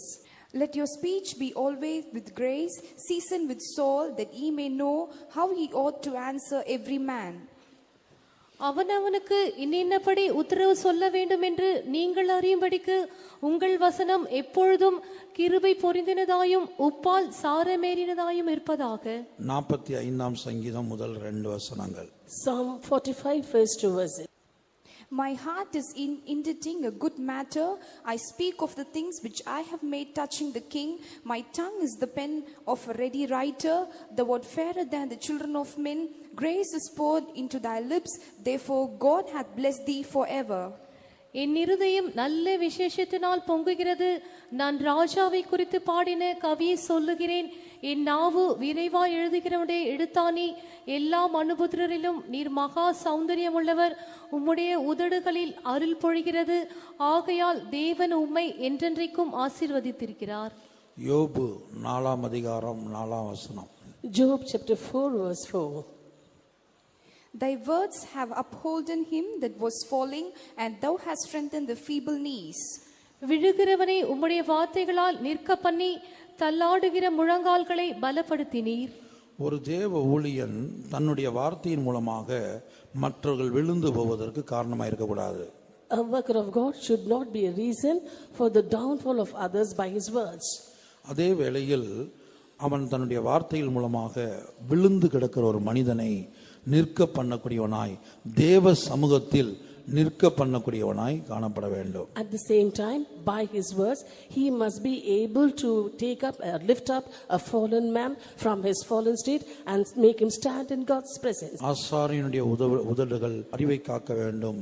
வேதத்தை அவன் வாயில் தேடுவார்களே. A priest should keep the words of knowledge, for people will ask knowledge in his lips. Malachi chapter 2 verse 7. For the priest's lips should keep knowledge, and they should seek the law at his mouth, for he is the messenger of the Lord of hosts. ஆசாரியனுடைய உதடுகள் அறிவை காக்க வேண்டும். வேதத்தை அவன் வாயிலே தேடுவார்களே. அவன் சேனைகளுடைய கர்த்தரின் தூதன். வேதத்தை அவன் வாயில் தேடுவார்களே. They will seek the law at his mouth.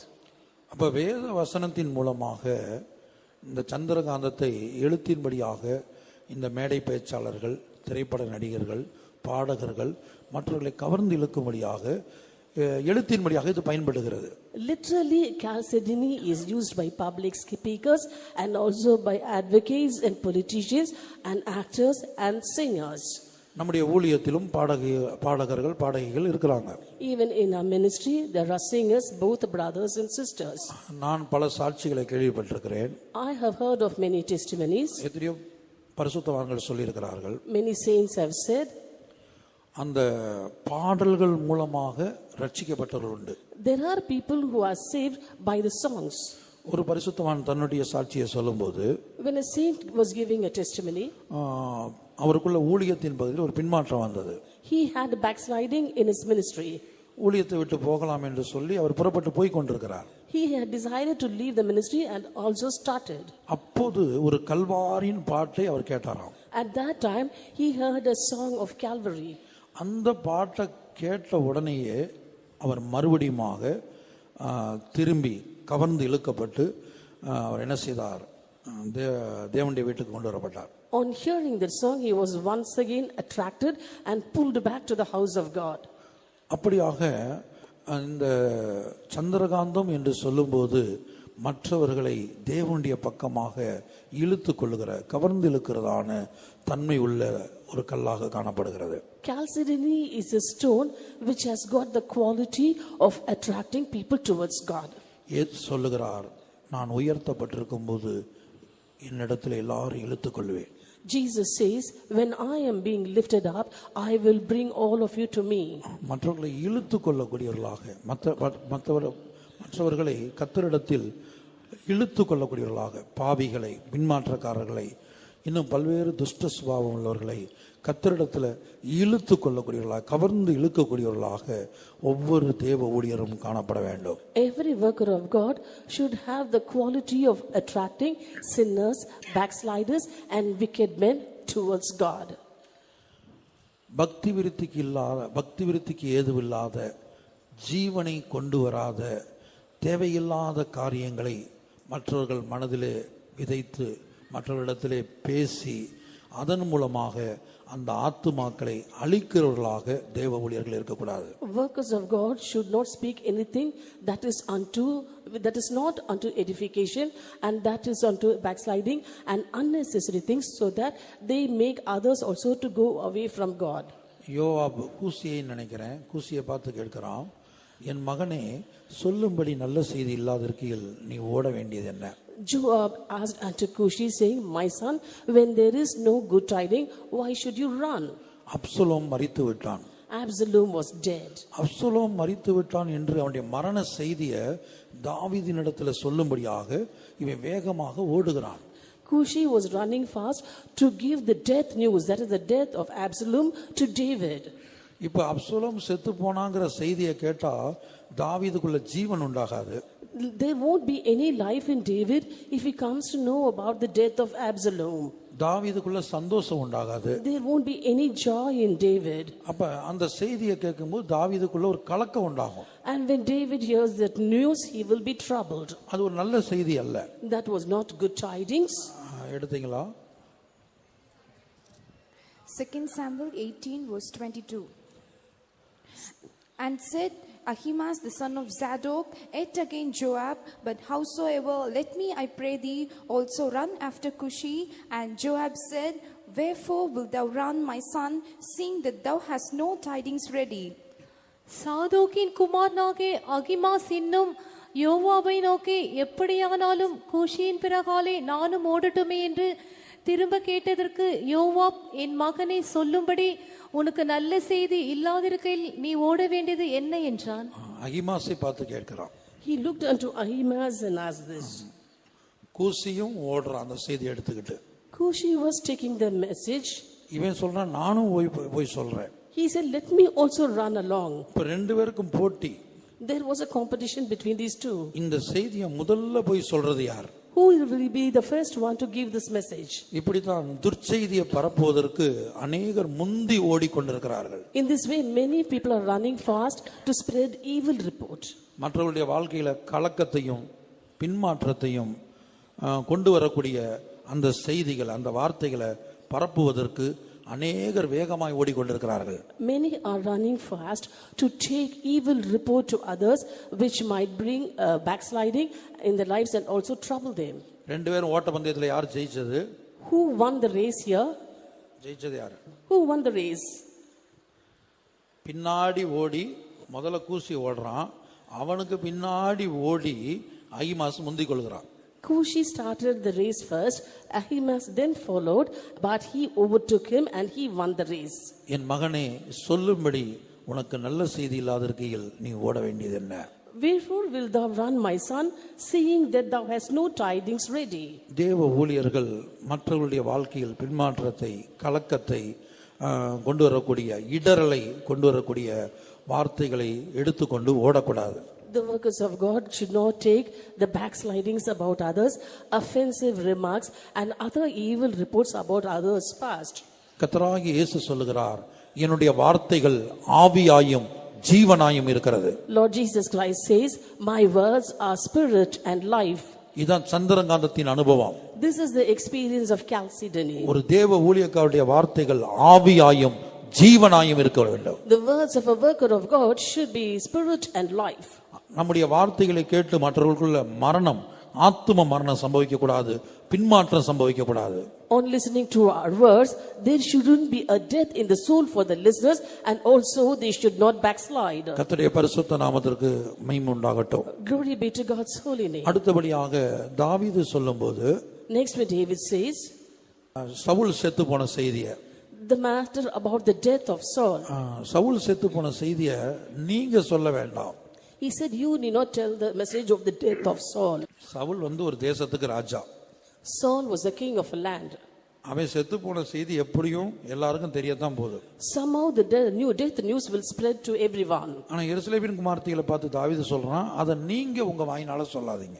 But looking unto the daughters of Jerusalem, he said, you need not tell that out of your mouth. 2 Samuel 1 அதிகாரத்தில் வாசிக்கும் போது, When we read in 2 Samuel chapter 1, Verse 20. 20 வசனம், verse 20. Tell it not in Gath, publish it not in the streets of Ashkelon, lest the daughters of the Philistines rejoice, lest the daughters of the uncircumcised triumph. 20 வசனம், பெலிஸ்தரின் குமார்த்திகள் சந்தோஷப்படாதபடிக்கும் விருத்த சேதனம் இல்லாதவர்களின் குமார்த்திகள் களிகூறாதபடிக்கும் அதை காத்பட்டணத்தில் அறிவியாமலும் அஸ்கலோனின் வீதிகளில் பிரஸ்தாபப்படுத்தாமலும் இருங்கள். அதை காத் பட்டணத்தில் அறியாமலும் அஸ்கலோனின் வீதிகளில் பிரஸ்தாபப்படுத்தாமலும் இருங்கள். Publish not in the streets of Ashkelon and tell it not in Gath. Saul செத்து போன செய்தியை மற்ற எல்லா இடத்திலும் பரப்பாமல் இருங்கள். Do not spread the news of the death of Saul everywhere. உங்கள் வாயின் வார்த்தைகளால் அது வர வேண்டாம். It should not come out of your mouth. கர்த்தருடைய பரிசுத்த நாமத்திற்கு மகிமை உண்டாகட்டும். Glory be to God's holy name. இப்ப தாவீதுக்கு எப்படி ஒரு வெளிப்படுத்தல் இருந்தது என்று பாருங்க. Look at the revelation David had. ஆகவே மற்றவர்களுடைய வாழ்க்கையில வந்த பாவங்களை, குற்றங்களை, விழுகைய, பின்மாற்றத்தை, அதை குறித்து எப்போதும் பேசிக்கொண்டு மற்றவர்களுக்கு சொல்லிக் கொண்டு இருக்கக்கூடாது. Therefore, the sins, downfalls and backslidings that have come in the life of others should not be spoken through our mouth, and we should not be telling it to others. கர்த்தருடைய பரிசுத்த நாமத்திற்கு மகிமை உண்டாகட்டும். Glory be to God's holy name. 2 சாமுவேல்ல வாசிக்கும் போது, When we read in 2 Samuel 5 அதிகாரம் 10 வசனமா, 4 அதிகாரம் 10 வசனம், chapter 4 verse 10. When one told me, saying, behold, Saul is dead, thinking to have brought good tidings, I took hold of him and slew him in Ziklag, who thought that I would have given him a reward for his tidings. இதோ ஒருவன் எனக்கு நற்செய்தி கொண்டு வருகிறவன் என்று எண்ணி சவுல் செத்து போனான் என்று எனக்கு அறிவித்து தனக்கு வெகுமானம் கிடைக்கும் என்று நினைத்த போது அவனை நான் பிடித்து சிக்லாகிலே கொன்று போட்டேனே. இதோ ஒருவன் நற்செய்தி கொண்டு வருவன் என்று எண்ணி சவுல் செத்து போனான் என்கிற செய்தியை எனக்கு சொல்லி அதுக்காக நான் வெகுமானம் கொடுப்பேன் அவன் காத்திருக்கும் போது, When one told me, saying, behold, Saul is dead, thinking to have brought good tidings, and was expecting a reward for his tidings, அவனை நான் சிக்லாகிலே வெற்றி போட்டேனே, கொன்று போட்டேனே என்று சொல்கிறார். he says, I took hold of him and slew him in Ziklag. ஆகவே மற்றவர்களுடைய வாழ்க்கையில் வந்த தோல்விகள், குறைவுகள், குற்றங்கள், இவைகளை நாம் பேசக்கூடியவர்களாக, அதை மிகவும் அழகாக நேர்த்தியான முறையில், சிலர் அப்படிப்பட்ட காரியங்களை மிகவும் அழகாக நேர்த்தியாக ஜோடித்து மற்றவங்களுக்கு பிரசன்ட் பண்ணுவாங்க. And the failures, downfalls and backslidings that have come in the life of others, we must not tell it in an exaggerated state to others. இயேசு சொல்லுகிறார், நான் ஜீவன் உண்டாயிருக்கவும் அது பரிபூர்ணப்படவும் வந்தேன். Jesus says, I came to give life and that abundantly. நம்முடைய வார்த்தைகள் மற்றவர்களுக்கு ஜீவனை கொடுக்கக்கூடியதாய் காணப்பட வேண்டும். Our words should bring life to others. நாம் சொல்லுகிற வார்த்தைகள் அவர்களுக்குள்ளே காணப்படுகிற அந்த ஜீவன் பரிபூர்ணப்படுவதற்கு உதவி செய்யக்கூடியதாக இருக்க வேண்டும்.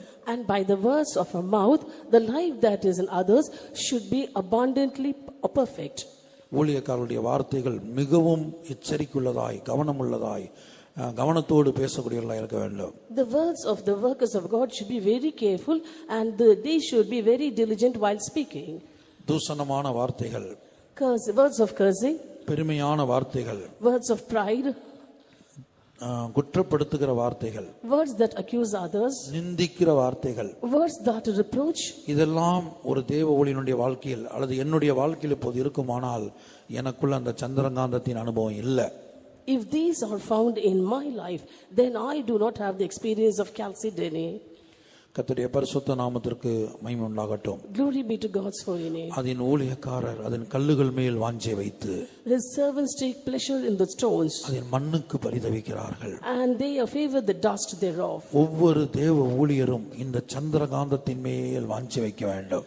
Every worker of God should take pleasure in this Chalcedony. ஒருவேளை இப்போது கேள்விப்பட்ட வசனங்களுக்கு முன்பாக இந்த சந்திரகாந்தம் என்கிற கல்லின் அனுபவம் இல்லாமல் இருந்தால், Maybe on listening to these words, if you find that if you do not have the experience of Chalcedony, ஆண்டவரே இந்த கல்லின் அனுபவம், இந்த சுபாவங்கள் என்னுடைய வாழ்க்கையில் இல்லை, கிருபையாய் தாரும் என்று இன்று முதல் கெஞ்சி ஜெபிக்கக்கூடியவர்களாய் நாம் மாற வேண்டும். Right from today onwards, we've got to pray to the Lord and say, Lord, I do not find the quality or nature of Chalcedony in my life. Saying so, you have to beseech the Lord and pray for that. ஒவ்வொரு தேவ ஊழியருக்கும் கல்விமானி நாவு தேவை. Every worker of God needs the tongue of the learned. அதற்கு காலை நேரத்திலே தேவ சமூகத்திலே தரித்திருக்கிற ஒரு ஜீவியம் தேவை. And for that you need a life of tarrying in God's presence early in the morning. இளைப்படைந்து கிடக்கிற ஆத்துமாக்கள், அது விசுவாசிகளாக இருந்தாலும் ஊழியர்களாக இருந்தாலும், அவங்களுடைய இளைப்பை மாற்றக்கூடிய விதத்தில், அவங்களுக்கு ஜீவனை கொடுக்கக்கூடிய விதத்தில், சமயத்துக்கேற்ற வார்த்தை சொல்லக்கூடிய ஒரு கல்விமானி நாவு ஒவ்வொரு தேவ ஊழியருக்கும் தேவை. Be it a worker of God or a believer, when they are weary, you must be able to give a word in due season so that they are being refreshed, and for that you need the tongue of a learned, which you can get early in the morning in God's presence. கர்த்தருடைய பரிசுத்த நாமத்திற்கு மகிமை உண்டாகட்டும். Glory be to God's holy name. ஆகவே சந்திரகாந்தம் என்பதனுடைய முதல் அர்த்தம் ஜீவியத்தின் உள்ளான தூய்மை. Therefore, the first meaning of Chalcedony is inner purity in life. மனுஷருடைய கண்களுக்கு முன்பாக நாம் நம்மை பரிசுத்தவான்களாக நீதிமான்களாக காட்ட விரும்பக்கூடாது. We should not like to feign ourselves as holy and righteous before men. கர்த்தருடைய பரிசுத்த நாமத்திற்கு மகிமை உண்டாகட்டும். Glory be to God's holy name. ஒவ்வொரு தேவ ஊழியரும் தங்களுடைய ஜீவியத்தின் உள்ளான பகுதியில அசுத்தம் உண்டோ, மரித்தோரின் எலும்புகள் உண்டோ என்பதை ஆராய்ந்து பார்த்து இயேசுவின் இரத்தத்தினால், வல்லமையுள்ள வசனத்தினால், அபிஷேகத்தினால் கழுவி சுத்திகரிக்கப்பட ஒப்பு கொடுக்க வேண்டும். Every worker of God should find out if the experience of dead men's bones and uncleanness are found in the inner life, and if so, they have to submit themselves to be washed and sanctified by the blood of Jesus, by the word of God and by the Holy Ghost every day. ஒவ்வொரு தேவ ஊழியரும் தங்களுக்கு உள்ளே காணப்படக்கூடிய எகிப்து, அந்த எகிப்து அழிக்கப்பட ஒப்பு கொடுக்க வேண்டும். Every worker of God should submit themselves so that the Egypt that's found within them be destroyed totally. அந்த எகிப்து பாவத்துக்கு அடையாளமாக இருக்கிறது. That Egypt is a type of sin. அந்த எகிப்து உலகத்துக்கு அடையாளமாக இருக்கிறது. Egypt is a type of the world. அந்த எகிப்து ஆடம்பரத்துக்கு அடையாளமாக இருக்கிறது. ஆடம்பரம். That Egypt is a type of pomp. இப்படி பல்வேறு காரியங்களுக்கு அந்த எகிப்து அடையாளமாக இருக்கிறது. In this way, Egypt is a type to various things. ஆகவே தனக்கு உள்ளே காணப்படுகிற எகிப்தை தேவன் முற்றிலுமாய் அழிக்கும்படி தேவ சமூகத்திலே வாஞ்சை வைத்து தரித்திருக்க வேண்டும். With pleasure, we have to tarry in God's presence so that God totally destroys the Egypt that is found in the inner man. பரிசுத்த பவுலை போல வெட்கப்படாமல் தேவ சமூகத்திலே புலம்ப வேண்டும். Like St. Paul, without feeling ashamed, we have to mourn in God's presence. நம்முடைய உண்மையான நிலவரத்தை, உள்ளான நிலவரத்தை கர்த்தரிடத்தில் மறைக்காமல் அறிக்கையிட வேண்டும். Without hiding it, we should show or confess our true state, our inner state to the Lord. ஏதாயிலும் பின்மாற்றத்தின் எண்ணங்கள், பின்மாற்றத்தின் வார்த்தைகள், பின்மாற்றத்தின் ஜீவியம், சுபாவம் நமக்குள்ளே காணப்படுமானால் அந்த மரித்தோரின் எலும்புகளை கர்த்தருடைய சமூகத்திலே அறிக்கையிட வேண்டும். Thoughts of backsliding, words of backsliding, and deeds of backsliding, if any are found in our life, without hiding it, we've got to confess that to our Lord. இரண்டாவது, தேவனுக்கு செய்கிற ஊழியம் அது உண்மையுள்ள ஊழியமாக, அவருக்கு முன்பாக உண்மையுள்ள ஊழியமாக, அதே வேளையில் அவருக்கு மாத்திரம் தெரியக்கூடிய விதத்தில் ரகசியமாக காணப்பட வேண்டும். Next, the service that we do unto the Lord must be faithful, and it should be faithful to Him, known to Him, and to Him alone, and it should be hidden to others. கர்த்தருடைய பரிசுத்த நாமத்திற்கு மகிமை உண்டாகட்டும். Glory be to God's holy name. மூன்றாவதாக, ஒவ்வொரு தேவனுடைய ஊழியனுடைய உள்ளான அந்த அன்பு, அந்த கருணை, அது பற்றி எரியக்கூடியதாய், அனல் பற்றி அனல் மூட்டி எரியக்கூடியதாய் காணப்பட வேண்டும். Third, it should hold the flame of inner charity in every worker of God. அது பாவிகளை காணும்போது, when it looks at sinners, வியாதியஸ்தர்களை காணும்போது, when it looks at the sick, பின்மாற்றக்காரர்களை காணும்போது, when it looks at backsliders, நரகத்தை நோக்கி பிரயாணம் பண்ணி கொண்டிருக்கிற ஆத்துமாக்களை காணும்போது, when it looks at souls who are marching towards hell. அதைத்தான் யூதாவிலே வாசிக்கிறோம். That's what we read in Jude. சிலருக்கு இரக்கம் பாராட்டி, having mercy on some, அந்த நரகத்தை நோக்கி போகிறவங்க மேல இரக்கம் பாராட்டணும். We have to show mercy on those who are going towards hell. அவங்க மேல கருணை உள்ளவங்களா இருக்கணும். And we must be compassionate. அவங்களுக்குள்ள ஒரு பாவிக்குள்ளேயும் ஒரு விபச்சாரிக்குள்ளேயும் ஒரு 6 புருஷனுடைய ஒரு ஸ்திரீக்குள்ளேயும் ஒரு வெளியேறப்பட்ட ஆத்துமா இருக்கிறது என்பதை ஊழியர்கள் விளங்கி இருக்க வேண்டும். The workers of God should have understood that there are precious souls inside a sinner, inside an adulterous woman, and inside a woman who had 6 husbands. கர்த்தருடைய பரிசுத்த நாமத்துக்கு மகிமை உண்டாகட்டும். Glory be to God's holy name. தேவரீர் எழுந்தருளி சீயோனுக்கு இறங்குவீர். God shall arise and have mercy upon Zion. அதற்கு தயை செய்யும் காலமும் அதற்காக குறித்த நேரமும் வந்தது. For the time to favor her, yea, the set time is come. இந்த வச்சிரக்கல் நம்முடைய ஜீவியத்தில் இல்லாமல் இருக்கலாம். We might not have jasper in our lives. இந்த இந்திர நீலம் நம்முடைய ஜீவியத்தில் இல்லாமல் இருக்கலாம். We might not have sapphire in our lives. இந்த சந்திரகாந்தம் நம்முடைய ஜீவியத்தில் இதுவரை இல்லாமல் இருக்கலாம். Till now we might not have chalcedony in our lives. ஒவ்வொரு ஊழியரும் அந்த கல்லின் மேல் வாஞ்சை வைக்க வேண்டும். Every worker of God should take pleasure in those stones. வச்சிரக்கல்லின் மேல் வாஞ்சை உண்டாக வேண்டும். You have to have a pleasure over jasper. பணத்தின் மேல் வாஞ்சை அல்ல. Not a love or a pleasure over money. கேயாசியை போல like Gehazi. தோப்புகளின் மேல் வாஞ்சை அல்ல. Not a desire over the olive yards and vineyards. பட்டங்கள் பதவிகள் ஸ்தானங்களின் மேல் வாஞ்சை அல்ல. Not a desire or a pleasure over qualification, education and position. அந்த அதன் ஊழியக்காரர் அதன் கல்லுகள் மேல் வாஞ்சை வைக்க வேண்டும். The servants should take pleasure on her stones. அந்த வச்சிரக்கல்லின் மேல் வாஞ்சை உண்டாக வேண்டும். You have to have a pleasure on jasper.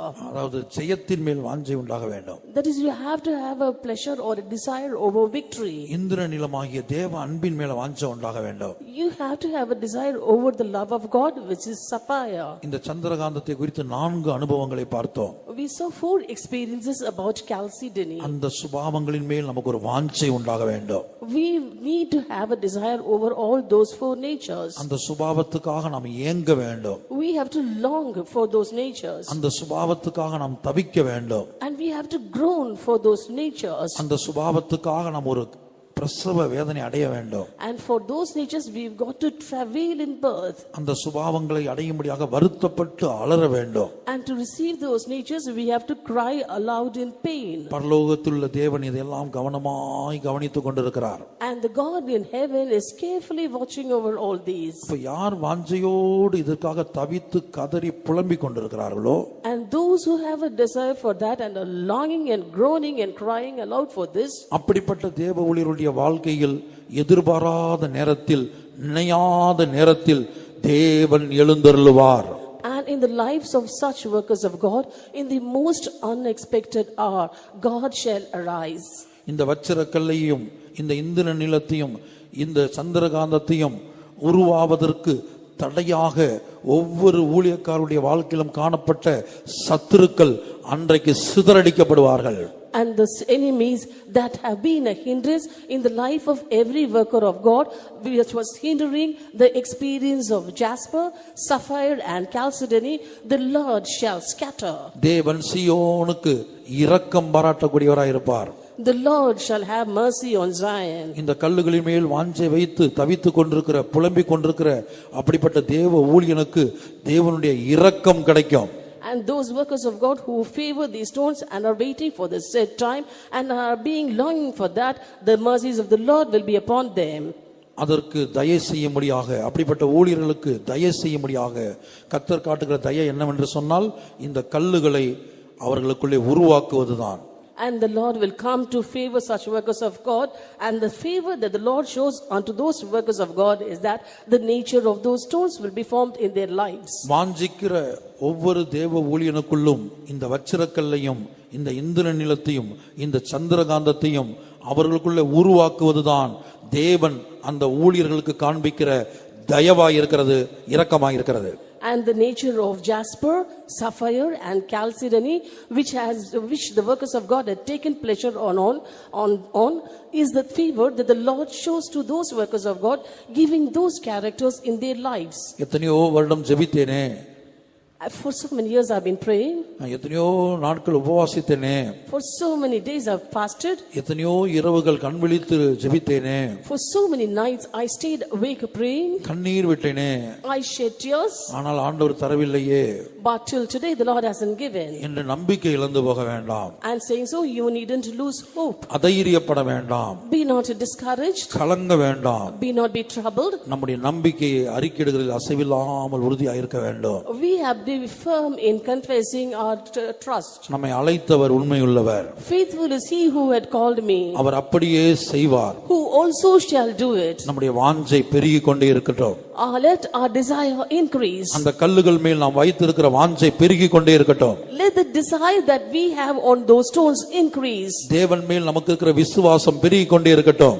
Let the faith that we have on God increase. சீயோன் மேல் நமக்கு இருக்கிற நம்பிக்கை பெருகிக் கொண்டே இருக்கட்டும். Let the hope that we have on Zion keep on increasing. நம்முடைய அறிக்கைகளை நாம் பெருகுவோமாக. Let us increase in our confession. அப்படி நாம் செய்யும்போது When we do so, எதிர்பாராத நேரத்தில் at the unexpected time, தேவன் எழுந்தருளுவார். God shall arise சீயோனுக்கு இறங்குவார். and shall have mercy upon Zion. அதற்கு தயை செய்யும் காலம் ஒன்று இருக்கிறது. There is a time to favor her. அதற்காக ஒரு குறித்த நேரம் இருக்கிறது.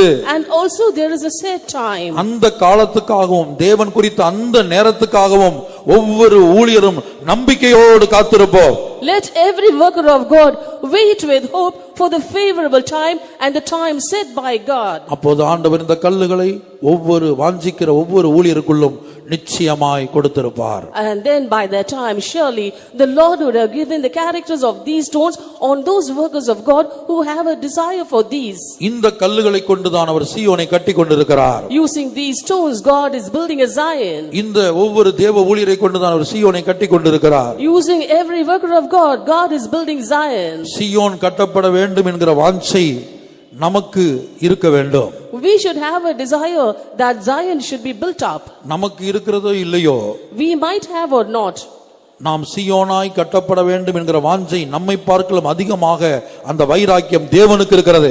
And we might have a desire to be built as Zion or not, but more than that God has got a desire and a zeal for that. இதோ சீயோனுக்காகவும் எருசலேமுக்காகவும் நான் மகா உக்கிரமான வைராக்கியம் கொண்டிருக்கிறேன். Behold, for Zion and Jerusalem's sake I have a great fury. சீயோன் கட்டப்படும்படியாக தேவன் வைராக்கியம் உள்ளவராய் இருக்கிறது போல, As God is found with great fury so that Zion be built, நான் சீயோனாய் கட்டப்பட வேண்டும் என்று ஒவ்வொரு தேவ ஊழியருக்குள்ள அந்த வைராக்கியம் பற்றி எரிய வேண்டும்.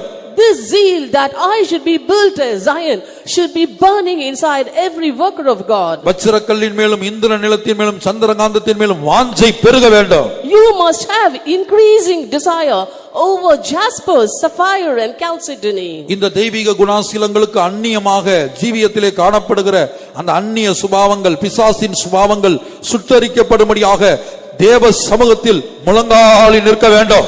You have to be in your knees in God's presence so that all natures that are alien to the natures of these stones be scorched in God's presence. ஜெபத்திலே போராடுவோம். Let us strive in prayer. தேவனை துதிப்போம். Let us praise God. ஆபிரகாமை போல எவ்வளவேனும் சந்தேகப்படாமல், விசுவாசத்தில் பலவீனமாய் இருக்காமல், செத்துப்போன சரீரத்தை பார்க்காமல், செத்துப்போன கர்ப்பத்தை பார்க்காமல் கர்த்தரை துதித்து துதித்து துதித்து மகிமைப்படுத்துவோம், உயர்த்துவோம். Like Abraham, without having even an iota of disbelief, even though his body was dead and Sarah's womb was dead, let us also keep on praising God all the while. கர்த்ததாமே வாஞ்சிக்கிறதான ஒவ்வொரு தேவ ஊழியருக்கும் இந்த கல்லின் அனுபவத்தை கிருபையாய் கொடுப்பாராக.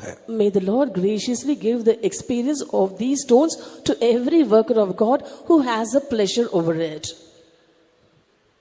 தேவரீர் எழும்பூவீர் வல்லமையுடனே சிதறியே ஓடுமே சத்துரு சேனைகள்.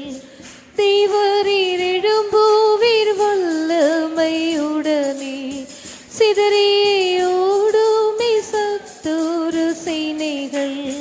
ஜெயம் ஜெயம் என்று ஆர்ப்பரித்து ஜெயத்தின் நாதனை கொண்டாடுவோம்.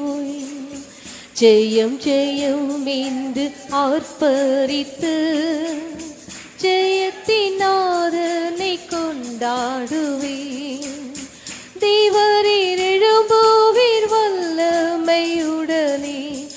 சிதறியே ஓடுமே சத்துரு சேனைகள், தேவரீர் எழும்புவீர் வல்லமையுடனே. சிதறியே ஓடுமே சத்துரு சேனைகள், ஜெயம் ஜெயம் என்று ஆர்ப்பரித்து ஜெயத்தின் நாதனை கொண்டாடுவேன். ஜெயம் ஜெயம் என்று ஆர்ப்பரித்து ஜெயத்தின் நாதனை கொண்டாடுவேன்.